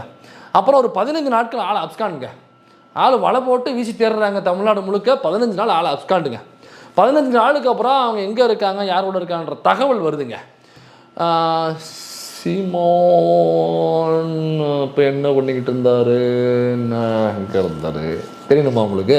சரி, அது யார் என்ன தெரியணுங்களா உங்களுக்கு? அடுத்த மீட்டிங் பேசும்போது வாங்க, எல்லாத்தையும் இங்கே சொல்கிறோம்னா ஒரு மீட்டிங்கில் நடத்த பேசுறது. தகவல் பூரா எல்லாமே நம்மகிட்ட ஆதாரம் இருக்குது. கொடுத்தவங்க வெறுமனே வாய்மொழியை மட்டும் சொல்லலை, ஆதாரத்தோடு கொடுத்துருக்காங்க. அவங்களுக்குள்ளே நடந்த ஃபோன் கான்வர்சேஷன், ஆடியோ கான்வர்சேஷன் இருக்குல்ல, அந்த ஆதாரங்கள்லேருந்து அப்புறம் ஒரு சில புகைப்படங்கள் வெளியிட்டால் ஏன்னு சொல்லிடுவீங்க. சரி, இருக்குது, தேவைப்படும் போது வெளியிடுவோம். இந்த ஆடியோவும் இருக்குது. எலெக்ஷனுக்கு இன்னும் 3 மாதம் இருக்குது இல்லையா? அதனால் அதுக்குள்ளே வெளியிட முடியாது. கொஞ்சம் பொறுமையாக இருங்க. ஆனால் இது இந்த இந்த இந்த உண்மை சம்பவங்கள் எல்லாமே உங்களுக்கு அடுத்தடுத்த மேடைகளில் சீமான் இன்றைக்கி எப்படி பேசுகிறோன்னா அதை பொறுத்து தான் அடுத்த வார பேனல்னு மனோஜ் சொல்லியிருக்காப்புல. நீ நாகரிகமாக பேசினாங்க, அடுத்த பேனல் நாகரிகமாக இருக்கும். நீ அனாவசியமாக பேசினாக்கா அப்புறம் நாங்கள் மற்ற கதைகளை நான் அடுத்த மேடையில் பேச வேண்டியிருக்கோம். சரி, அது அடுத்த மேடைகளில் பார்ப்போம். அப்போ வேறு ஒன்று விட்டுட்டு அப்படியே இடையில வந்துட்டோம் பாருங்க. அதான் அந்த படம் திரைப்படங்களுக்கு உன்னை கொண்டு போய் ப்ரொமோஷனை பயன்படுது. அந்த படம் வேறு மாதிரி நல்ல படமாக இருக்கும். ஆனால் இந்த பாலியல் பொறுக்கியை இவனை கூட்டு கொண்டு போய் இந்த படம் ப்ரொமோஷன் பயன்படுத்துவாங்க. இவனுடைய பிஹேவியருக்கு, இவனுடைய ஆக்டிவிட்டீஸ்க்கு, இவனுடைய கொள்கைக்கு நேர் எதிரான படமாக இருக்கும். ஆனால் பார்த்துட்டு வந்து தம்பி ரொம்ப அருமையாக அந்த படத்தை எடுத்து, அது ரொம்ப அருமையாக சமூகத்துக்கு தேவையான ஒரு படம் அப்படின்னு சொல்லி இந்த படத்துக்கு ப்ரமோஷன் பண்ணுவாங்க. நான் என்ன கேட்குறேன்னா, இவன் இந்த பாலியல் பொறுக்கியை விட்டுருங்க, இவனை விட்டுருங்க. இவன் எவ்வளவு மோசமானவன் இந்த தமிழ் சமூகத்திற்கு, இந்த தமிழ் மண்ணுக்கு, தமிழ்நாட்டு இளைஞர்களுக்கு, தமிழ்நாட்டு மாணவர்களுடைய வாழ்க்கைக்கு, இங்கே தமிழ்நாட்டில் உள்ளவர்களுடைய பொருளாதாரத்திற்கு எதிராக ஆர்எஸ்எஸ் பார்ப்பனிய மனுதர்ம வர்ணாசிரமத்தை கொண்டு வந்து ஒவ்வொரு இடத்துலையும் அதை மறைமுகமாக வேற ஒரு பேரில் இங்கே கொண்டு வந்து ஆர்எஸ்எஸ்க்கு ஆள் பிடிக்கிற ஒரு ஆள்னு இன்னைக்கு ஓப்பனாக டிக்ளேர் பண்ணி விஜில் மெடலை ஏறினதுக்கு அப்புறமும் நீங்கள் அவனை மேடலை ஏற்றி ப்ரமோஷன், உங்கள் படத்துக்கான ப்ரமோஷனுக்கு தெரிஞ்சிங்கனாக்கா, அப்போ இல்லைங்க நாங்கள் அவ்வளவு பணம் போட்டு இந்த படத்தை எடுக்கிறோம்லங்க, சமூகத்துக்கு இது போய் சேர வேண்டாம், அந்த படத்தில் எதுவும் தவறு இல்லை, அப்போ இவர் மூலமாக ஒரு 4 பேர்கிட்ட போய் சேர்ந்தாக்கா அது நல்லது தானுங்க அப்படின்னு கேட்டிங்கனாக்கா நான் வண்ட வண்டியாக உங்களை கேட்பேன். ஏன்னா ஒவ்வொரு முறையும் மக்கள் மத்தியில் இவன் எவ்வளவு மோசமான ஒன்றா ஆதாரங்களை பிடிச்சி கொண்டு வந்து, ஏப்பா கொடைக்கானல வீடு இருக்குது அப்படின்னு சொல்லி வீடியோ போட்டோம்னாக்கா ஆதாரத்தை கேட்பான். அடுத்த ப்ரெஸ் மீட்டில் ஆதாரத்தை காட்டுமா, ஆதாரத்தை மனோஜ் அடுத்த வீடியோவில் போட்டுருவாப்புல. இப்போ ஆதாரத்தை போட்டாச்சு, நீ எனக்கு பதில் சொல்லணும்ல. ஒன்று அந்த ஆதாரம் பொய்ன்னு சொல்லணும், அப்படி இல்லைனாக்கா அது என்னோடது இல்லைங்க, அது வேறு யாரோடதுன்னு சொல்லணும். அப்போ என்ன சொல்கிறேன்னாக்கா, வீடே இல்லை ஆதாரத்தை காட்டணும், ஆதாரத்தை தூக்கி போட்டேன்னா அது எங்கள் மாமியார் அவங்க அது வாங்கி கொடுத்துருக்காங்க, அது நம்ம என்ன செய்ய முடியும் அப்படின்னு சொல்லணும். கொடைக்கானல் வீடு இருக்குது, மனோஜ் சொன்னது உண்மை. ஆனால் அது எங்கள் மாமியார் காசில் என் பொண்டாட்டிக்கு வாங்கி கொடுத்துருக்காங்க, அது என் காசில் நான் வாங்கினது இல்லைன்னு நீ சொல்லணுமா இல்லையா?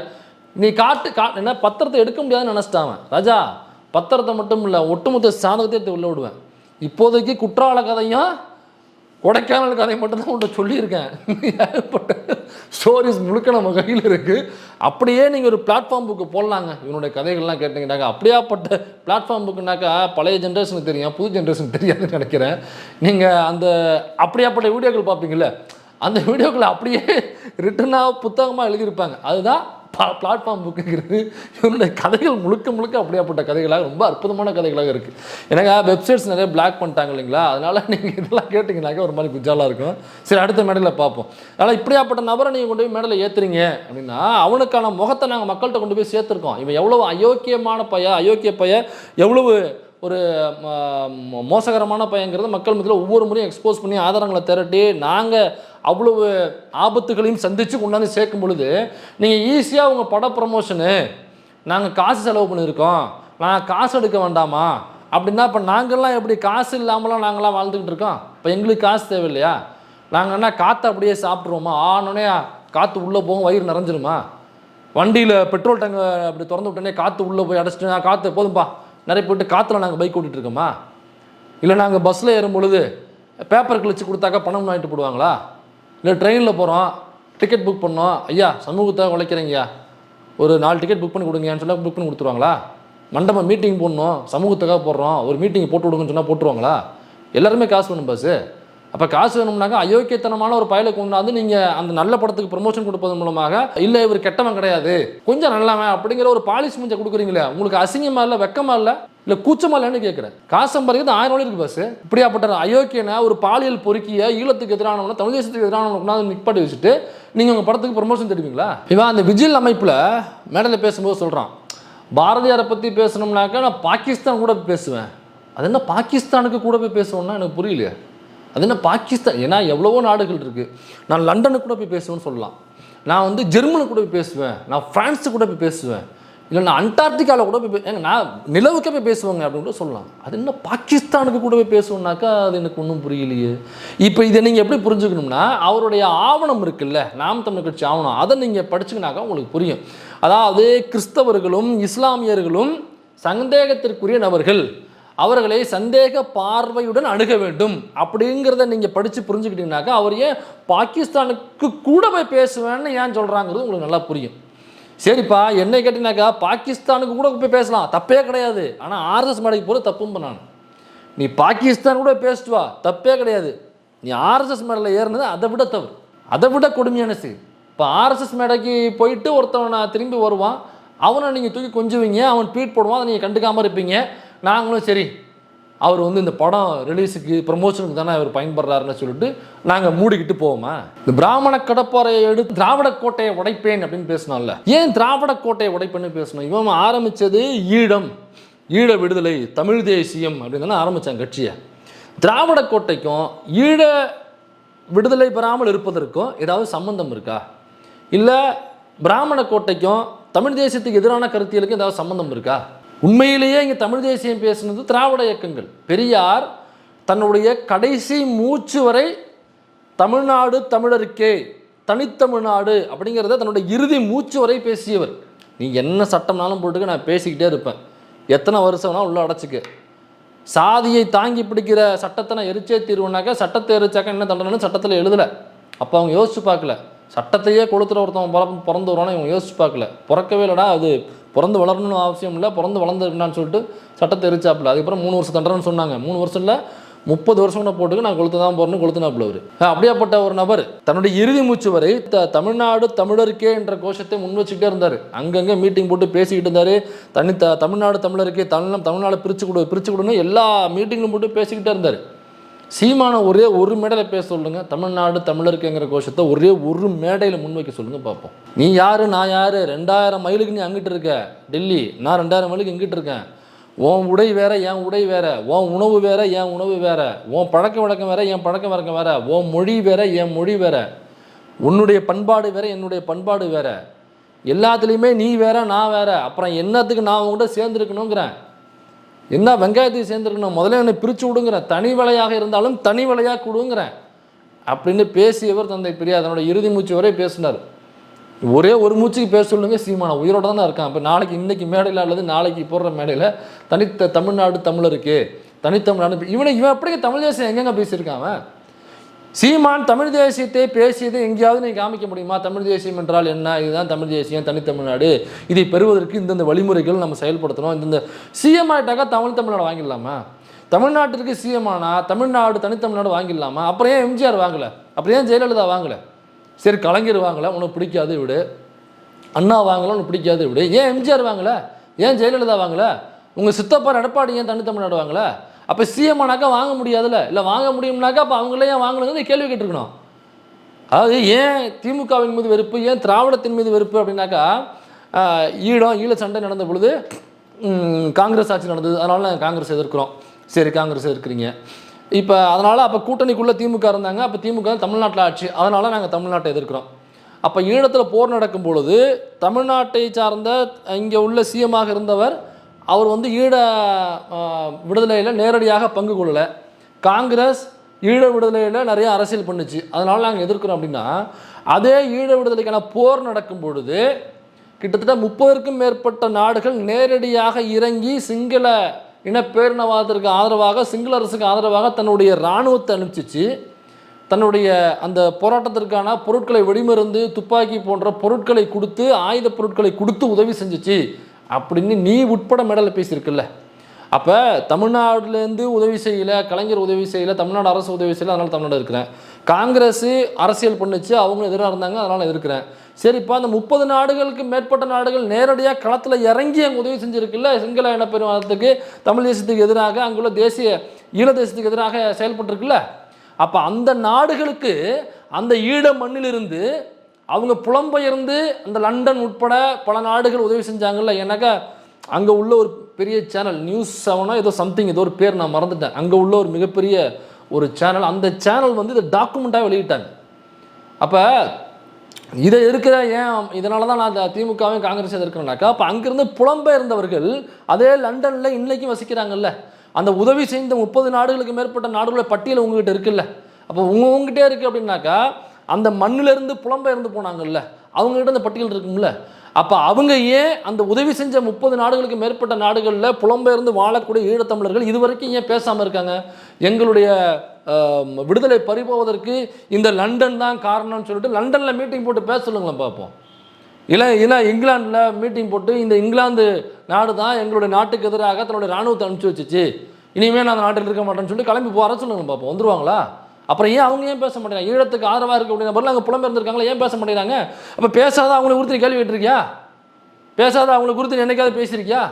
ஏங்க நீங்களாம் 33 நாடு நேரடியாக இறங்கி உன்னுடைய அழிச்சது, உன்னுடைய சுதந்திரத்தை, உன்னோட விடுதலை எதிர்த்த நாடுகள்கிட்ட போய் நீ புலம்பெயர்ந்து போய் உட்காந்துருக்கிய, அந்த நாட்டுக்கு எதிராக பேசு, என்னைக்காவது பேசியிருப்பியா? அல்லது 33 நாடுகளுக்கு எதிராக எந்தெந்த நாடு லிஸ்ட்டாக நீ கொடுத்துருக்கிய? முதல்ல அவங்களால பேச முடியாது. ஏன் திரும்ப பேச முடியாது? அவங்களே புலம்பெயர்ந்து வாழ வழி இல்லாமல் சரி அந்த போர் சூழல்லேருந்து வேறு எங்கேயாவது போயிட்டு நம்மளோட அடுத்த பொருளாதார வளர்ச்சியும் நம்மளுடைய சுதந்திரத்தையும் நம்ம பார்ப்போம்னு சொல்லிட்டு அங்கேருந்து பிச்சுக்கிட்டு ஓடி எங்கேயோ ஒரு நாட்டில் அவங்களுக்கான ஒரு அமைதியை தருகிற ஒரு நாட்டில், அல்லது இந்த தொந்தரவுகள் இல்லாத ஒரு நாட்டில், அல்லது சமமாக நடத்தக்கூடிய ஒரு நாட்டில் அவங்க போய் உழைச்சி அவங்க ஒரு அமைதியான ஒரு வாழ்க்கையை வாழ்ந்துகிட்டு இருக்காங்க.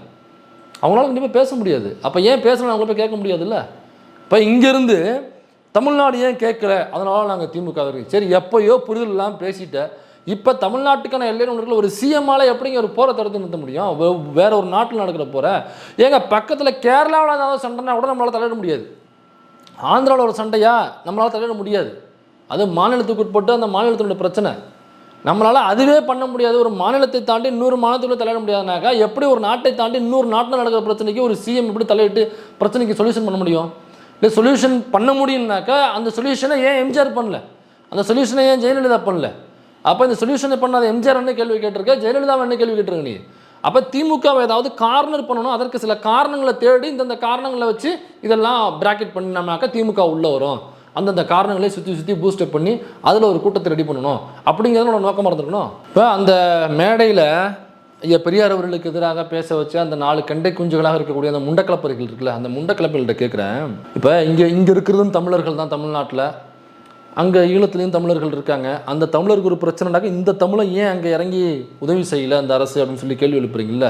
ரொம்ப சிம்பிளாக ஒன்று கேட்குறேன். ஜூஸை கொலை பண்ணாங்க எங்கன்னாக்கா ஜெர்மன்லையும் இட்டாலிலையும் சேர்ந்து கொலை பண்ணாங்க. இந்த பக்கம் ஹிட்லர், இந்த பக்கம் முசோலினி சேர்ந்து அங்கே உள்ள ஜூஸை இன்னும் பக்கத்தில் உள்ள நாடுகள்லாம் ஜூஸை கொலை பண்ணாங்க.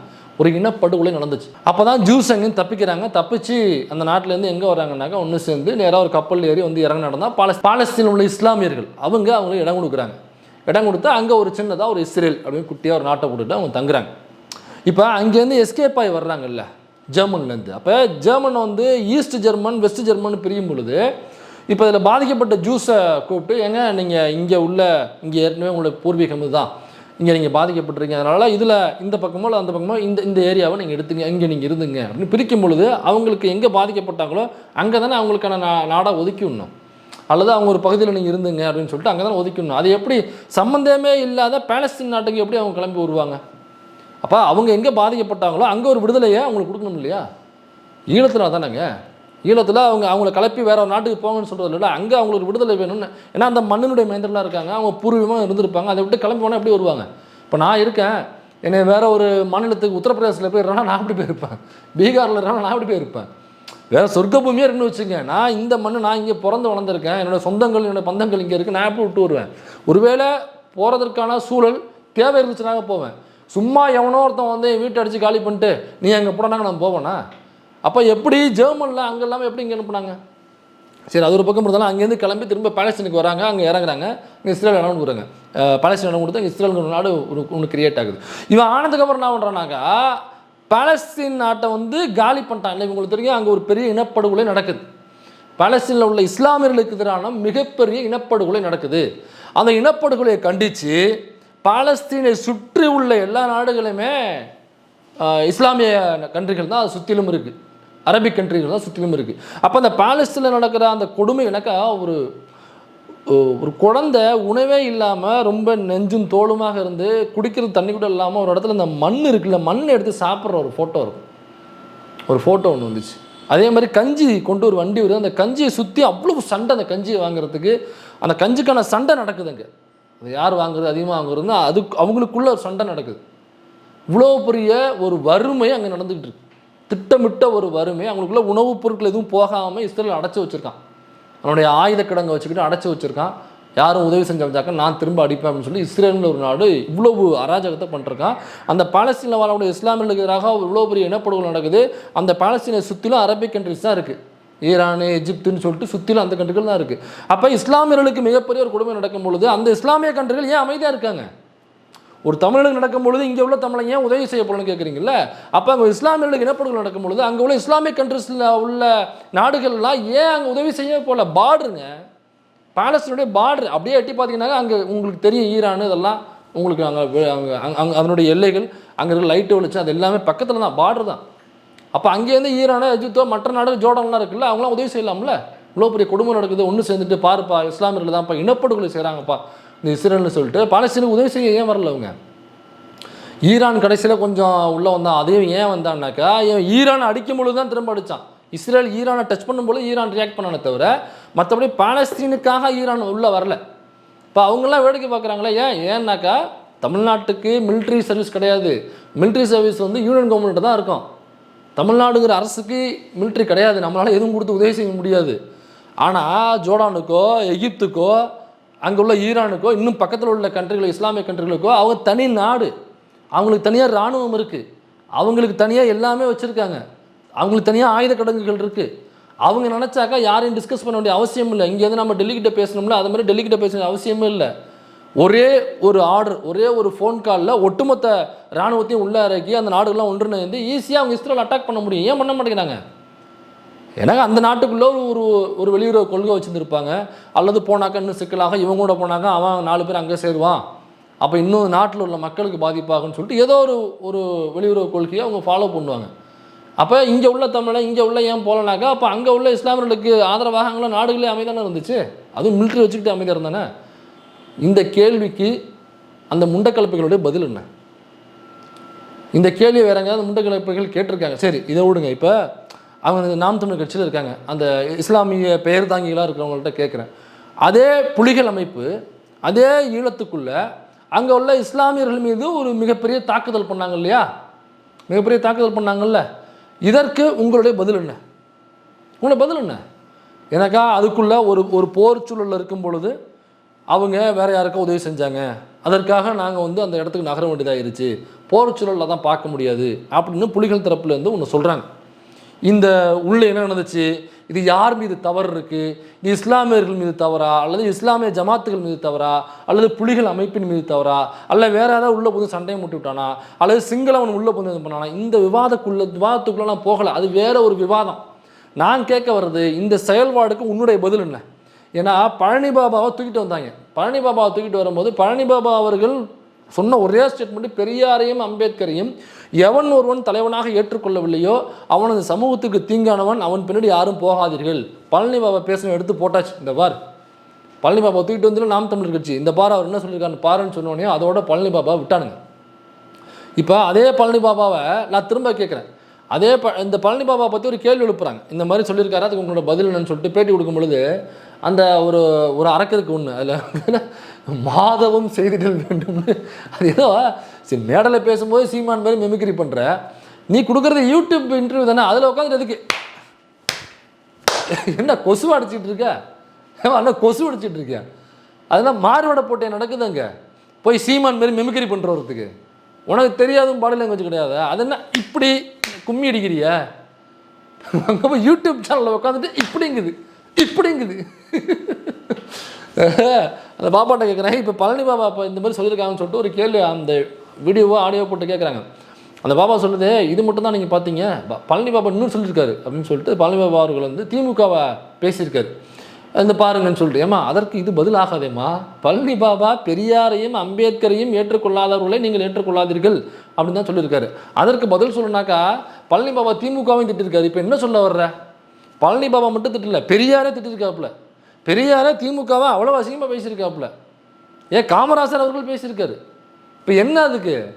அவரை மட்டும் திட்டல பழனி பாபா, திமுக மட்டும் திட்டல, எம்ஜிஆரை கழிவுகளையும் ஊற்றிருக்காரு. காமிக்கவா? எம்ஜிஆரை கழிவுகளையும் ஊற்றிருக்காப்புல. இந்து முன்னணி என்ற ஒரு அமைப்பு தமிழ்நாட்டில் உள்ளே வரும் பொழுது அதை கொடியேற்றி வைத்து அதை துவங்கி வைத்தவர் எம்ஜிஆர். இதை சொன்னவர் பழனி பாபா மேடையில். அந்த வீடியோ இருக்கு, எடுத்து போட்டு கேட்டுக்க. அப்போ இந்து முன்னணிங்கிறது கலவரம் செய்வதற்காக ஆர்எஸ்எஸ் உருவாக்கப்பட்ட அமைப்பு. அந்த அமைப்பை கொடியேற்றி வைத்து கொடி அசைத்து வைத்து துவங்கி வைத்தவர் எம்ஜிஆர். பழனி பாபா சொன்ன தகவல். இதுக்கு நீ என்ன சொல்லுவ? இப்போ பழனி பாபா இதை சொல்லியிருக்காருன்னு கேட்டோம்னாக்கா, பழனி பாபா திமுக திட்டு போட்டோம், யார் வேண்டான்னு சொன்னா? அம்பேத்கரும் பெரியாரும் இங்கு சமூகத்துக்காக உழைத்த பெருமக்கள்கள், அவரை பற்றி ஒரு தகவல் சொல்லியிருக்காரு. அதுக்கு பதில் சொல்லமாட்டாங்க, அதுக்கு பதிலே சொல்லணும் கடைசி வரைக்கும். இதே பழனி பாபா சொன்ன தகவல் சொல்லட்டுமா? புலிகளை ரொம்ப ஆதரித்த ஒரு நபர் இப்போ பழனி பாபா. ஆதரித்த எல்லா இடத்துலையும் பேசுவார் புலிகளுக்கு. ஆனால் புலிகள் அங்கே ஈழத்துக்குள்ள இஸ்லாமியர்களுக்கு எதிராக ஒரு தாக்குதல் நடத்தும் பொழுது அதே புலிகளை கண்டித்து பேசுகிறார். அதுக்கு என்ன பதில் சொல்கிற நீ? இப்போ நீ எங்கேயாவது பழனி பாபா மாரி உன்னை கண்டித்து பேசுவியா? புலிகளை அமைப்பை கண்டித்து பேசுவியா? புலிகளை ஆதரிக்கிறனாக்கா இதுக்கு என்ன பதில் சொல்கிற சொல்லு. இவன் என்ன பண்ணுவானா, இன்றைக்கி ஒரு கூட்டம் போடுறான்ல, அந்த கூட்டம் வரைக்கும் சொல்கிறேன். இவனோட ட்ரிக்கு ரொம்ப ரொம்ப ஈஸியான ஒரு ட்ரிக்கு தான். அதாவது 3 டைப் ஆஃப் போராளிகளை அல்லது 3 டைப் ஆஃப் முன்னாடி இருந்த தலைவர்களும் தூக்கிட்டு வருவான். ஒன்று யாருனாக்கா, தமிழ் தேசியவாதிகளாக அறியப்பட்ட நபர்கள், இந்த சமூகத்துக்காக உடைத்த மாபெரும் பெருமகனாக இருக்கக்கூடிய நபர்கள். அவங்க யாருனாக்கா, பாவலர் பெருஞ்சித்திரனார் முன்னாடி தூக்கிட்டு வந்தான். நாம் என்ன பண்ணோம், பாவலர் பெருஞ்சித்திரனார் அவர்களுக்கும் பெரியாருக்கும் இருந்த தொடர்பு என்ன, இவங்க 2 பேரும் எப்படி கடித பரிமாற்றம் பண்ணிக்கிட்டாங்க, 2 பேரும் எப்படி ஒட்டுறவாக இருந்தார்கள், எங்கே விமர்சனப்பட்டார்கள், விமர்சன பாதையை நம்ம கட் பண்ணி தூக்கலை, விமர்சனப்பட்டதையும் சொன்னோம். அதே நேரத்தில் பாவலர் பெருஞ்சித்திரனார் அவர்கள் எப்படி பெரியாருடன் நெருக்கமாக இருந்தார்கள், 2 பேரும் சேர்ந்து எவ்வளவு வேலைகளை செய்தார்கள்ங்கிற சொன்னோடனே பாவலர் பெருஞ்சித்திரனாரை விட்டான். ஓகே, இது நம்ம கையில் எடுக்கக்கூடாது, பெரியார் அட்டாக் பண்ணுறதுக்கு. எனக்கு பெரியாருக்காக இன்னொரு உருவத்தை நிப்பாட்டணும்னு சொல்லி ஆர்எஸ்எஸ் பிளான் பண்ணுது.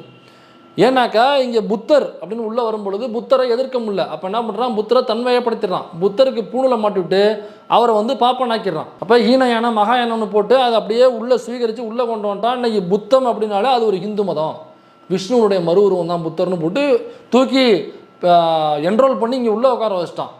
யார்? புத்தரை. புத்தருக்கு அப்புறம் பாருங்கள், புரட்சியாளர் அண்ணல் அம்பேத்கர் வர்றாரு. அம்பேத்கர் முழுக்க அதனோட இறுதி மூச்சு வரை, இறுதி எழுத்து வரை எழுதியது இதே பார்ப்பனியத்திற்கு எதிராக, பார்ப்பன மயத்துக்கு எதிராக, இந்து மதத்துக்கு எதிராக தான் அவர் எழுதுனது, பேசுனது எல்லாமே. ஆனால் ஆர்எஸ்எஸ்காரன் என்ன பண்ணுறான், அம்பேத்கர் எங்களுடைய ஆளுன்னு சொல்கிறான். அது மட்டும் இல்லை, அம்பேத்கரின் பெயரை சொல்லி என்னென்ன அமைப்புகள் உருவாக்குறாங்களோ எல்லா அமைப்பையும் சுவீகரிச்சுக்கிறான். எல்லா அமைப்பையும் விலை கொடுத்து உள்ளே வாங்கி போட்டான். இன்னைக்கு ராம்தாஸ் அத்வாலே அம்பேத்கரின் பெயரை சொல்லிட்டு பெயரை கொண்டு மிகப்பெரிய அமைப்பாக தலித் அமைப்பாக கட்டமைத்த ராம்தாஸ் அத்வாலே எங்கே இருக்கார்? பிஜேபியில் இருக்கார். பல பேரை நம்ம சுட்டி காமிச்சிட்டே போகலாம். தலித் அமைப்புன்னு சொன்ன எல்லாருமே நீங்கள் போய் நிற்கிறது ஆர்எஸ்எஸ் பிஜேபி. அம்பேத்கர் அப்படியே கொண்டு அடமானம் வச்சுட்டாங்க, அப்படியே கொண்டு அடமானம் வச்சுட்டாங்க. இன்னைக்கு இந்த நிமிஷம் வரைக்கும் அம்பேத்கரின் பெயரை சொல்லி கட்சியோ அமைப்போ ஆரம்பித்து விலை போகாத ஒரே ஒரு நபர் இந்தியா முழுக்க தேர்ந்தோம்னாக்கா எழுச்சி தமிழர் திரும்ப மட்டும்தான் கிடைக்கிறார், வேறு ஆளே கிடையாது. அப்போ பெரிய அம்பேத்கரின் பெயரை சொல்லி ஆரம்பிக்கிற எல்லாத்தையும் அவனால் ஈஸியாக அம்பேத்கர் எங்க ஆளுன்னு சொல்ல முடியாது, சாகாவுக்கு வந்திருக்காருன்னு சொல்ல முடியாது. அதனால் அவர் ஆர்எஸ்எஸ்காரன்னு சொல்ல முடியுது. ஆனால் பாருங்கள், பெரியாரின் பக்கம் அவனால் வரவே முடியல, வேற ஒரு சப்ஸ்டியூட்டை நிறுத்தவே முடியல. முயற்சி பண்ணிட்டே இருக்குன்னா அம்பேத்கருக்கு பக்கத்தில் யார் நிப்பாட்டுறது? பாவலர் பெருஞ்சித்திரனார் கொடுத்து அனுப்புவோம் கையில், சீமான் கொண்டு வர்றான். 2 பேருக்குள்ள நட்புறவை காமிக்கிறோம்.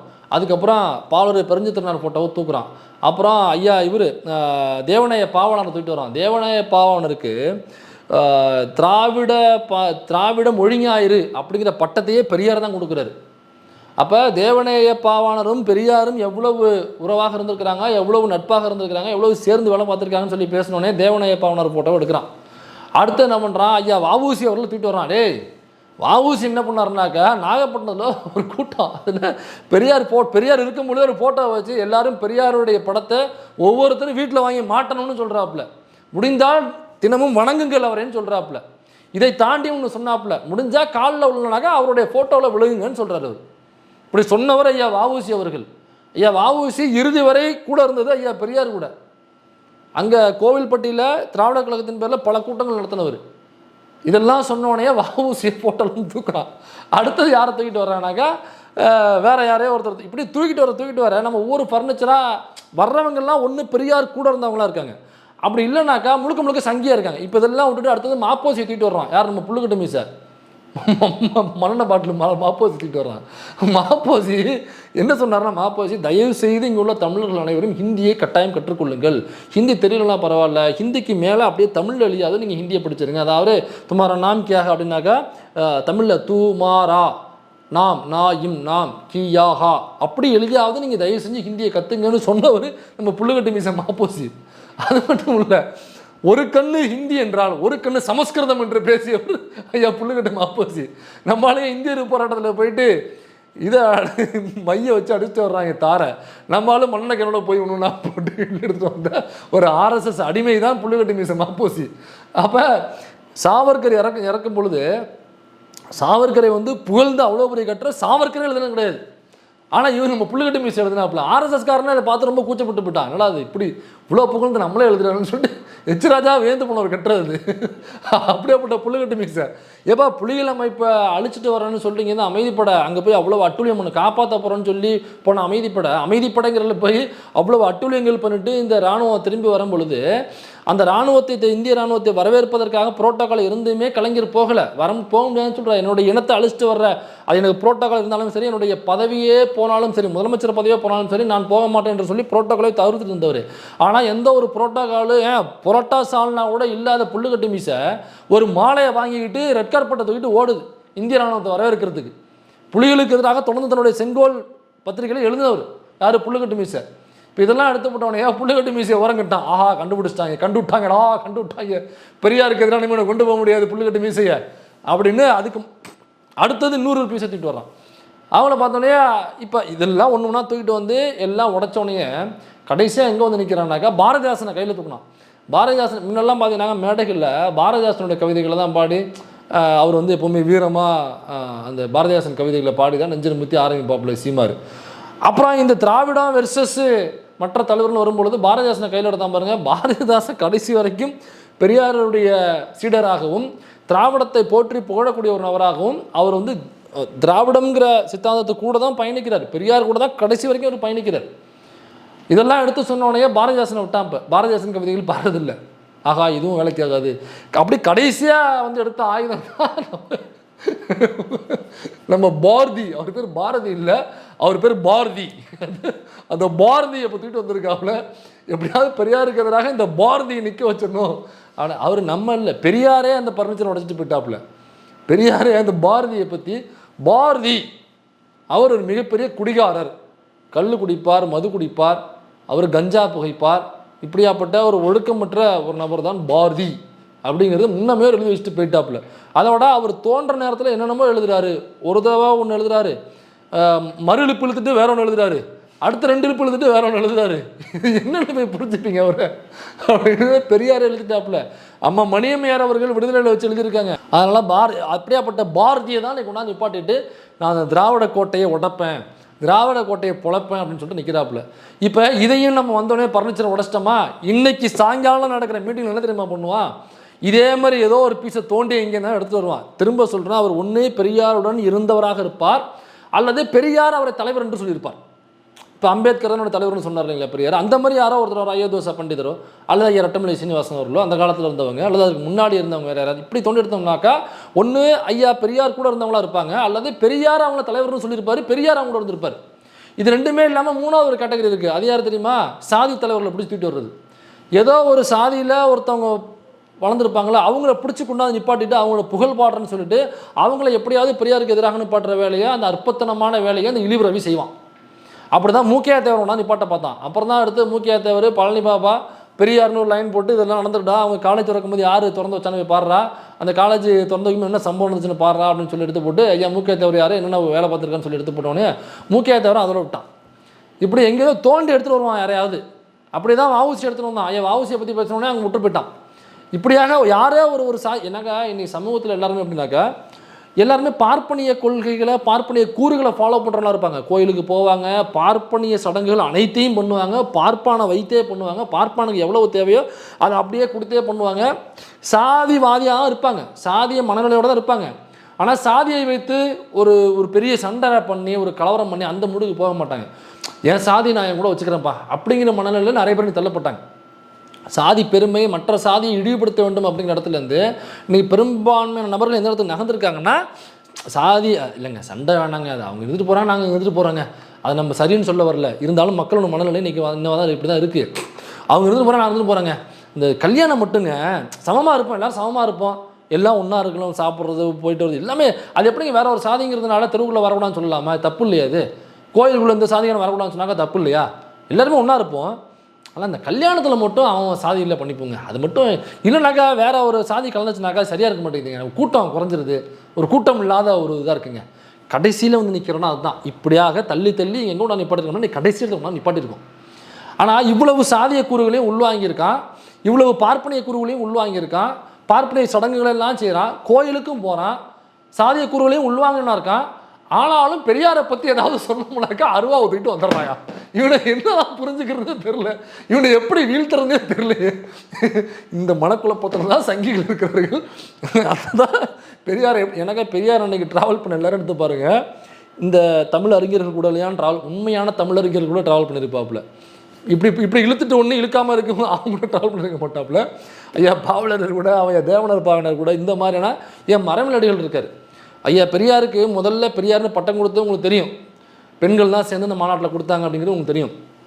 அதற்கு முன்னாடியே பெரியார்னு அழைக்க ஆரம்பிச்சிட்டாங்க. அப்படியாக முதல்ல அழைச்சது யாருன்னாங்க, பெரியார் என்று அழைத்தது மறைமலடிகள். அதற்கு முன்னாடி கூட கோவில்பட்டியில் ஒரு அழைச்சிருக்காருன்னு நினைக்கிறேன். அதாவது ஈவே ராமசாமி நாயக்கர் அப்படின்னு இருந்ததை ஈவே ராமசாமி பெரியார், நாயக்கரை தூக்கிட்டு பெரியார்னு போட்டது அவருன்னு நினைக்கிறேன். ஆனால் முழுக்க முழுக்க பெரியார் அப்படின்னு அழைக்கணும் அப்படின்னு சொன்னது யாருன்னா பெரியார்னு அழைக்கணும்னு மறைமலடிகள் சொன்னதாக தகவல் இருக்குது. ஆனால் அந்த பெண்களுடைய மாநாட்டில் நடந்தது என்னன்னாக்கா, பெரியாருங்கிற பட்டத்தை கொடுக்குறாங்க. கொடுத்துட்டு அப்போ என்னன்னாக்கா ஈவே ராமசாமி பெரியார் அல்லது பெரியார் ஈவேரா, பெரியார் ராமசாமி இப்படின்னு அந்த பேரோட முன்னாடியே பின்னாடியே பெரியார்னு ஒட்டு போட்டு பேசுகிறாங்க. அப்போ அந்த மாநாட்டில் கொடுத்துட்டு சொல்கிறாங்க, ஐயா அருள்மொழி அம்மா தான் தகவல் சொன்னாங்கன்னு நினைக்கிறேன். அப்போ சொல்கிறாங்க, ஐயா பெரியாருங்கிற பட்டத்தை நாங்கள்லாம் ஒன்றா சேர்ந்து வழங்குறோம். எனக்கா இதுவரை செய்யாத சமூக சீர்திருத்தவாதிகள் செய்யாத மிகப்பெரிய வேலையை ஐயா செஞ்சுருக்காரு. அவங்க செய்ய தவறிய பல வேலைகளை ஐயா தான் செஞ்சுருக்காரு. யாரும் செய்ய முடியாத அரிய வேலைகளை ஐயா செஞ்சுருக்காரு. அதற்காக நாங்கள் வந்து பெரியாருங்கிற பட்டத்தை வழங்குகிறோம். ஆனால் இது வரைக்கும் அது நிறைய பேர் கூப்பிட்டுருக்காங்க. ஆனால் இதற்கு பிறகு பெரியார் ஈவேரா என்றோ, பெரியார் ராமசாமி என்றோ, ராமசாமி பெரியார் என்றோ, ஈவே ராமசாமி பெரியார் என்றோ, பெரியார் ஈவேரா ராமசாமி என்றோ இப்படி அழைக்கக்கூடாது. இனிமேல் அவர் பெரியார் என்று மட்டுமே தான் அழைக்க வேண்டும். பெரியார் அவர் ஒருவர் மட்டுமே என்று அந்த மாநாட்டில் தீர்மானம் போட்டு நிறைவேற்றி பெரியார்னு மட்டுமே அழைக்கணும். பெரியார் ஈவேரா, பெரியார் ராமசாமி, ராமசாமி பெரியார், ஈவே ராமசாமி பெரியார் இப்படி எதுவுமே அழைக்கக்கூடாது. ஒன்லி பெரியார், அது மட்டும் தான் அவருடைய பேர் இனிமேல் அப்படின்னு இந்த மாநாட்டில் சொல்லி தான் அதை நிறைவேற்றினதாக நம்ம படிச்சிருக்கோம். ஏன் அவன் இவ்வளவு சாதிய கூறுகளையும் பார்ப்பனிய கூறுகளையும் உள்ளே வச்சனா இருந்தாலும் ஏன் பெரியாரையும் விட்டு கொடுக்க முடியும்? எனக்கா இந்த மாதிரியான எல்லா ஜாதிகள்லையுமே பார்த்தீங்கன்னா ஒரு தலைவர் இருப்பாங்களே. ஒரு வீட்டுலையும் போனாக்கா முக்குலத்தோர் சமூகத்தை சேர்ந்தவனாக்கா ஒரு முத்துராமலிங்க ஒரு ஃபோட்டோ இருக்கும். இல்லை வேறு ஒரு நாடார் சமூகத்தை சார்ந்த வீட்டுக்கு போனீங்கன்னாக்கா காமராசர் ஐயாவுடைய படம் தொங்கிட்டு இருக்கும். இல்லை ஒரு தேவேந்திர வேளாண் சமூகத்தை சார்ந்தவங்க அப்படின்னாக்கா ஒரு இமானுவேல் சேர்ந்தவருடைய படம். இப்படி ஒரு சாதிக்கு ஒரு தலைவர் பிடிச்சி வச்சுருப்பாங்களா? பெரும்பாலும் எல்லார் வீட்லையுமே தொங்கிட்டு இருக்குன்னு வைங்களேன். இப்படி இவ்வளவும் வச்சுருக்காங்க. ஆனால் பார்ப்பனிய கூறு எல்லாம் எப்படி பெரியாரும் ஏன் வச்சுருக்கான்னாக்கா ரொம்ப சிம்பிள். இவ்வளவும் வச்சுருக்கான்ல, பார்ப்பனிய கூரை வச்சுருக்கான், வேலைக்கு இதுக்கு போகிறான், அவன் வந்து அனைத்து சாதியும் மறைச்சிடறான்னு கேட்டீங்கன்னாக்கா அது வேண்டாம்னு தான் சொல்லுவான். ஆமாம் ஐயர் மட்டுமே இருக்கட்டும் இல்லைங்க, என்னங்க அதுக்கு எதுக்கு நம்ம உள்ளே போயிட்டு அந்த பாயிண்ட் அவனும் சொல்லுவான். ஆனால் அது எல்லா கூறுகளையும் பார்ப்பனிய கூறு எல்லாத்தையும் உள்ளே வச்சுக்கிட்டு அனைத்து சாதி மறைச்சிடறாங்களும் எதிராகவும் பேசிகிட்டு இருக்காங்க. நீங்கள் அவன்கிட்ட போய் கேட்டு பாருங்களேன். ஆமாப்பா இதே மாதிரி இந்த பார்ப்பனியம் என்ன தெரியுமா சொல்லுது, அதாவது அந்த புள்ள சொல்லுது அப்படின்னு சொல்லு பாருங்க. அந்த அயன் பாக்ஸ் போட்டு இருக்குல்ல, தூக்கி வாயில் வச்சு தேய்ச்சி விட்டுருவாங்க. முதல்ல வாய்க்கு தான் அயன் பண்ணணும்னு சொல்லிட்டு தூக்கி வாயில் அயன் பாக்ஸ் விட்டு வெளில எடுத்துருவாங்க. செருப்பு தைக்கிறவங்க புள்ள செருப்பு தான்ப்பா தைக்கணும், இதெல்லாம் நீ ஃபாலோ பண்ணுறல, அப்போ குலத்தொழில் தான்ப்பா பார்க்கணும், அதான்ப்பா இதை ஃபாலோ பண்ணுறவன் குலத்தொழில் தான் பார்க்கணும். அதனால் செருப்பு தைக்கிறவங்க புள்ள செருப்பு தான் தைக்கணும்னு சொல்லி பாருங்களேன். போய் செருப்பு தைக்க வேண்டிய செருப்பு இல்லை, முதல்ல வாயை தைக்கணும்னு சொல்லி கோணிச்சு எடுத்து வாயில் விட்டுருவாங்க. போய் பேசிப்பார், எப்போ அதெல்லாம் நீ ஃபாலோ பண்ணுறீங்க ரைட்டு, அப்போ இதெல்லாம் ஃபாலோ பண்ணுனாக்கா குலத்தொழில் தான்ப்பா பார்க்கணும், மூட்டை தூக்குறவன் மூட்டை தான்ப்பா அவனுடைய பிள்ளை மூட்டை தான்ப்பா தூக்கணும்னு சொல்லி பாருங்கள், உங்கள் ரெண்டையும் ஒரு கையில் கொடுத்துருவாங்க. அப்போ இதெல்லாம் ஃபாலோ பண்ணாலும் படிக்கணும் அப்படிங்கிறதுல பிள்ளைகளை படிக்க வைக்கணும் ரொம்ப தெளிவாக இருப்பாங்க. இதை யார் அந்த உணர்வை ஊட்டியது, படி படி படி படி படிங்கிறது யார் ஊட்டியது அப்படின்னாக்கா திருவள்ளூர்லேருந்து ஐயா பெரியார்லேருந்து இன்றைக்கி இருக்கிற ஸ்டாலின்லேருந்து உதயநிதி ஸ்டாலின்லேருந்து இன்றைக்கி இருக்கிற சமகாலத்தில் இயங்கிவிட்ட தலைவர்கள் அண்ணன் குளத்தூர் மணியாக இருக்கட்டும், ஐயா ஆசிரியர் வீரமணியாக இருக்கட்டும், அண்ணன் கோவை ராமகிருஷ்ணனாக இருக்கட்டும், ஏன் யூடியூப்பில் இந்த சித்தாந்தங்கள் சார்ந்து பேசுகிற நம்மளாக இருக்கட்டும், எல்லாருமே சொல்கிறதுனாக்க படி படி படி படி. இந்த அரசாங்கம் அதனால தான் படி படின்னு எல்லாத்தையும் கொடுத்துக்கிட்டு இருக்கு. அதனால தான் இது எல்லாத்தையும் அவன் கூறில் வச்சுருந்தாலும் அவன் படிச்சிடலாம். இந்த படிப்புக்கு யார் காரணம்னு பார்க்குறான், இந்த படிப்பு வேலை வாங்கணும் இது யாருன்னு காரணம்னு பார்க்குறான், பெரியார்னு பார்க்குறான். இது எல்லாத்தையும் ஃபாலோ பண்ணாலும் அவன் பெரியாரையும் ஒரு பக்கம் மூலையில் மாட்டி வச்சுக்கிறான். அதனால் இதெல்லாம் பேசிக்கிட்டு இவன் பெரியாரையும் தொங்க விட்டுக்கிறான். எந்த தலைவரை கொண்டு போனாலும் நிற்க வைக்க முடியல அவனால்.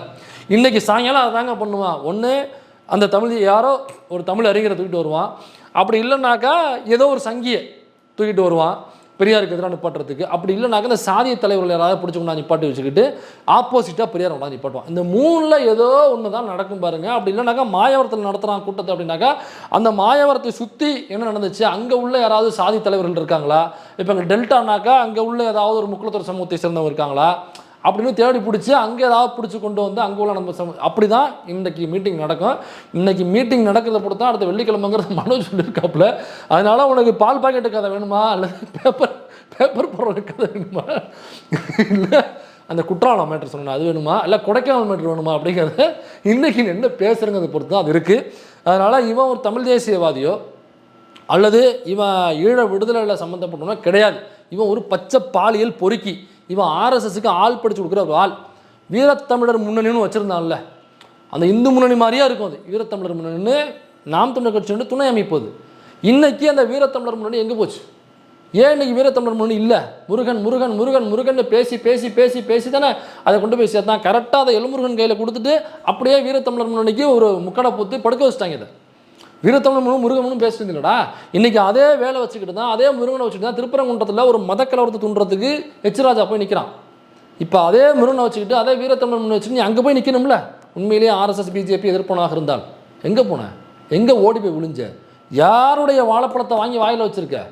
நான் கேட்குறது கடையில் வைக்கிற வாழைப்பழம், பச்சை வாழைப்பழமா, மொரிஷியஸா அல்லது வேறு எதுவும் பழமா, அல்லது பச்சைநாடா வாங்கி வச்சுருக்கியா, அல்லது செவ்வாழை பழமாக வாங்கி வச்சிருக்கியா? எந்த வாழைப்பழத்தை வாயில் வச்சுட்டு நீ வாங்கி திறக்க முடியாமல் உட்காந்துருக்கு ராஜா. இதே மாதிரி தான் இந்த சுற்றுச்சூழல் பாசறை, லொட்டு லொசுக்கு, மண்ணாங்கட்டி இதெல்லாம் பார்த்தீங்கன்னாக்கா ஆர்எஸ்எஸ் உள்ளே நுழையக்கூடிய இடங்கள். இந்த சுற்றுச்சூழலை வைத்து இருக்கக்கூடிய சில அமைப்புகள் இருக்காங்கல்ல, அவங்க திராவிடங்கிற கருத்தியலோட இயங்கக்கூடிய சுற்றுச்சூழல் அமைப்பை சார்ந்தவங்க இருக்காங்க. இப்போ அவங்களுக்குமே நான் வைக்கிற கோரிக்கை என்னன்னாக்கா, இவன் ஏதாவது சுற்றுச்சூழல் சம்பந்தமான பிரச்சனை வரும்போது இவன் ஏதாவது அறிக்கை கொடுக்குறான் அல்லது உங்களோட அமைப்பை பாராட்டி பேசுகிறான் அப்படிங்கிறதுக்காக எங்களுக்கு ஆதரவு தெரிவித்த சீமானுக்கு நன்றிலாம் போடாதீங்க. அவன் ஒரு பச்சை பாலியல் பொறிக்க, அவன் ஒரு ஆர்எஸ்எஸ்காரன். ஒரு ஆர்எஸ்எஸ்காரன் உங்களுக்கு ஆதரவு தெரிவித்தாக்கா அவனுக்கு பாராட்டு தெரிவிப்பீங்களா? நீங்கள் பாராட்டு தெரிவிப்பதன் மூலமாக அவனுடைய ஆர்எஸ்எஸ் முகம் கொஞ்சம் டைல்யூட் ஆகுது. இது மக்களுக்கு விரோதமானது இல்லையா? தயவு செஞ்சு செய்யாதீங்க. இந்த பாலியல் பொறுக்கைக்கு யாராக இருந்தாலும் இடம் கொடுக்காதீங்க. அவன் உங்களை கூப்பிட்டு பேசினாலோ ஆதரவு தெரிவித்தாலோ தயவு செய்து உன்னை எங்கேயும் கூப்பிடாதீங்க. கூப்பிட்டீங்கன்னாக்கா நீங்கள் ஆர்எஸ்எஸ்க்கு மறைமுகமாக ஆள் படித்து கொடுக்குற வேலையை நீங்களும் பார்க்குறீங்க. இப்போ தமிழ்நாட்டு மக்களுக்கும் மாணவர்களுக்கும் இளைஞர்களுக்கும் எதிரான வேலையை நீங்கள் பார்க்குறீங்க. தமிழ்நாட்டு மண்ணுக்கு எதிரான வேலையை நீங்கள் பார்க்குறீங்க என்பதை கூறிக்கொண்டு, இவனுக்கும் தமிழ் தேசியத்திற்கும் இவனுக்கும் ஈழ விடுதலைக்கும் இவனுக்கும் அந்த அமைப்பிற்கும் ஒரு துளியளவும் சம்மந்தம் இல்லை. இவன் 100% நேரடி ஆர்எஸ்எஸ்காரன். இன்றைக்கி ஆர்எஸ்எஸ்க்கு ஆள் பிடிச்சி கொடுக்குற வேலையை அனைத்து வேலைகளையும் அங்கேயும் செஞ்சுக்கிட்டு இருக்கான். அதனால் இவனை கூப்பிட்டு ப்ரிவியூ ஷோ போடுறதோ அல்லது இவனோட ட்வீட்டை கோட்டேட் பண்ணுறதோ அல்லது இவன் உங்கள் படத்தை பாராட்டி போடுறான் நீங்கள் கண்டுக்காமல் இருந்தாலுமே நீங்கள் ஆர்எஸ்எஸ்க்கான வேலையை தான் மறைமுகமாக பார்க்குறீங்க என்பதை கூறிக்கொண்டு விடைபெறுகிறேன். நன்றி, நமக்கம்.